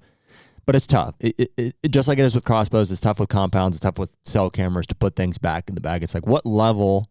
I use my personal experience as the easiest thing. I'm like, Harlan killed a doe when he was 5 years old with a crossbow because he could use it and he was capable of shooting it accurately. Yeah. To say that they're the same thing, it's impossible to do the same thing ridiculous. With a compound. And so, from a legislative standpoint, like what I would call for is like just look at that, and would you still tell me that these are the same thing? That these should have the same season? Be interesting. I saw a clip here recently. MFJJ basically said, "Yeah, they're the same thing." I'd have to hear the context because they're not. I think I did see the clip, and I think he was referring to like just basically that's how they are viewed, by the state, and so as far as acceptance from like an archery shop community, like they're necessary kind of a thing. So, and I wouldn't necessarily, disagree. I'd have to hear the conversation. Yeah.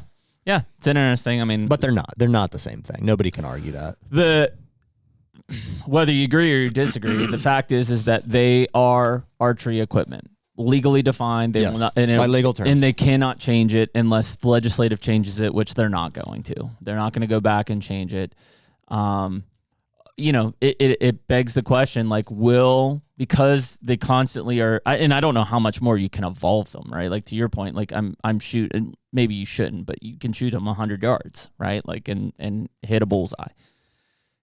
Does it make, do states essentially change archery seasons to where they shorten them because they can't separate them? No, they won't do anything that they think is going to reduce the number of deer that we can kill. Do they reduce the archery season and increase the gun season?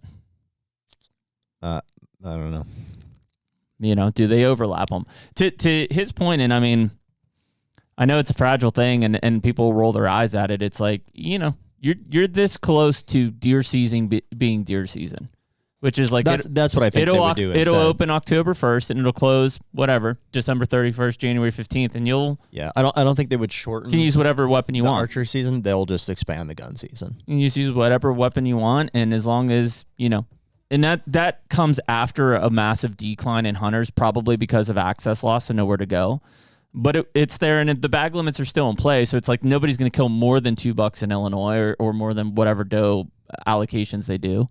But it'll be October 1st, it opens, and January 15th it closes, and you can just kill them with whatever you need to kill them with. Right. And at that point, like I said, it's after a big hunter drop-off. I'm curious. Like, obviously, I never want to see that happen, but like, I wonder. You know what I mean? Like, part of me wants to part of me thinks that we still would not meet the quota. We would not kill as many deer as they want us to kill. No, because we would just kill bucks. And yeah, because the rich would lock it up even more, right? They would occupy even more. They'd lock it up. They'll do whatever they want to do, right? The state can only enforce so much, like. And it's hard to say. The crazy thing is that does come down to like what I said before. I forget who that was. It was with Brett Smith, I think. We talked about in the very end of this, it comes down to the rich versus the federal government. It does. Where it's like these guys will occupy as much land as they possibly can to try to achieve the goal of shooting a big mature buck. And there'll be doe factories, and there'll be they'll shoot their, and everywhere else will have no deer. Well, and it makes me wonder, like, it's like how far is everybody willing to go with it? Like, how far are you and I and people listening to this willing to go with it? Like, I'm, in Kentucky and in Pennsylvania, like, I'm in a comfortable spot. I can do it. I can make sure I've got places to hunt. Like, dude, I'm priced out of Ohio at this point. Mm-hmm. Like, it's the reason I'm selling my property. Yeah. Is like, sure, I could hold it more. I just don't use it enough. But like, in terms of flipping that into something else in Ohio, I'm priced out. They doesn't mean that I can't afford it. I can afford it. It's just not a financial smart decision for me. Mm-hmm. Illinois is approaching it rapidly. Like, if we sold Illinois and it was like, hey, let's buy something else, like, I'm not going to go pay $10,000 an acre in Illinois. That's crazy. That's a dumb financial decision. Right.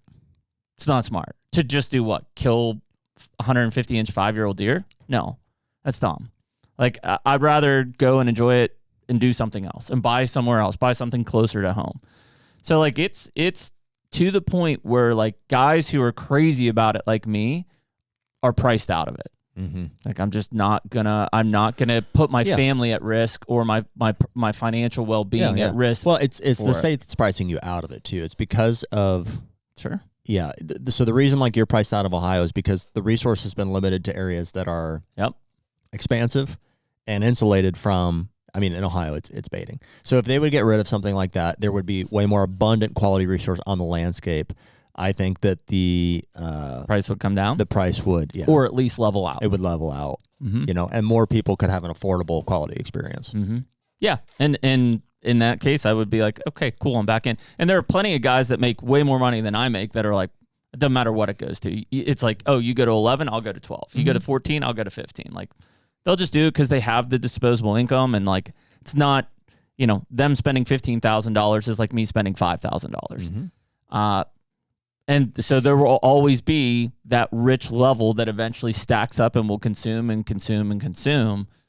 But even like, we've already talked about the average blue collar guy is being priced out. I don't know what you call it, the next level of high income earner, right? The above average household income is on the fringe of being priced out. I'm not saying that they're going to stop hunting, because I think they'll still lease, or maybe they'll own something smaller, or maybe they'll just focus in smaller areas. They'll simplify the hunting life.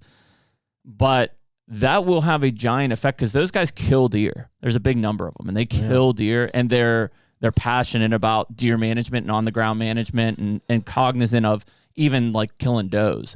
When that level starts to get priced out and they start to lose their ground to the guy who just wants to come in and kill the biggest buck ever and then go back and do business, right? And however they make their money, it will change the dynamic of deer herds and deer hunting across the country. And we are this close in some states. Like, I mean, people have made the argument to me. They're like, dude, I would sell your Illinois and I'd buy in Iowa for $5,500 to $6,500 an acre. You're going to make better money from a cash rent or CRP program.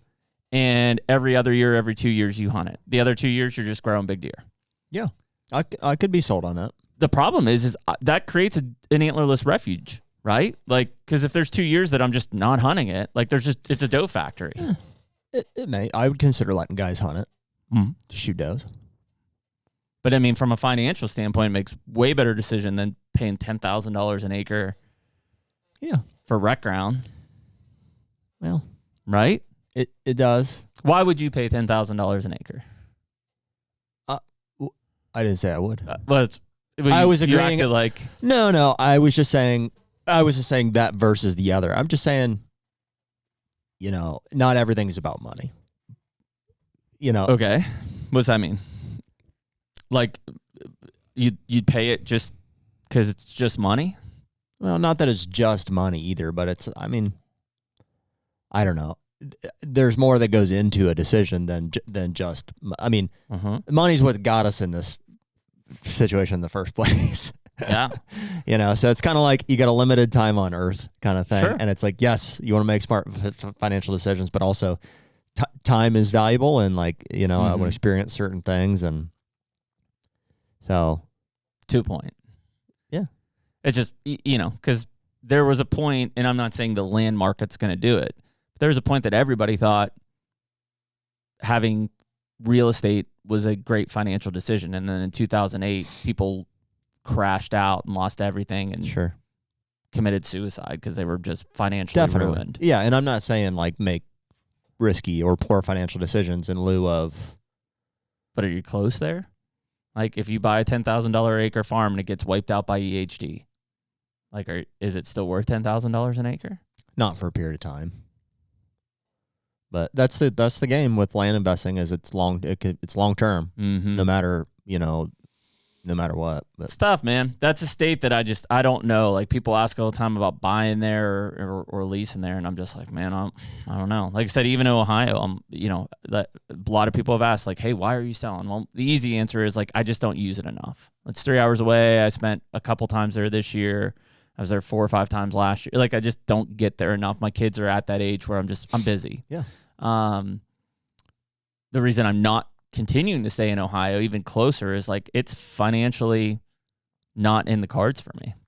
Like I just don't see the smart investment of buying even at $7,500 an acre or whatever it is. I'm just like, that's crazy.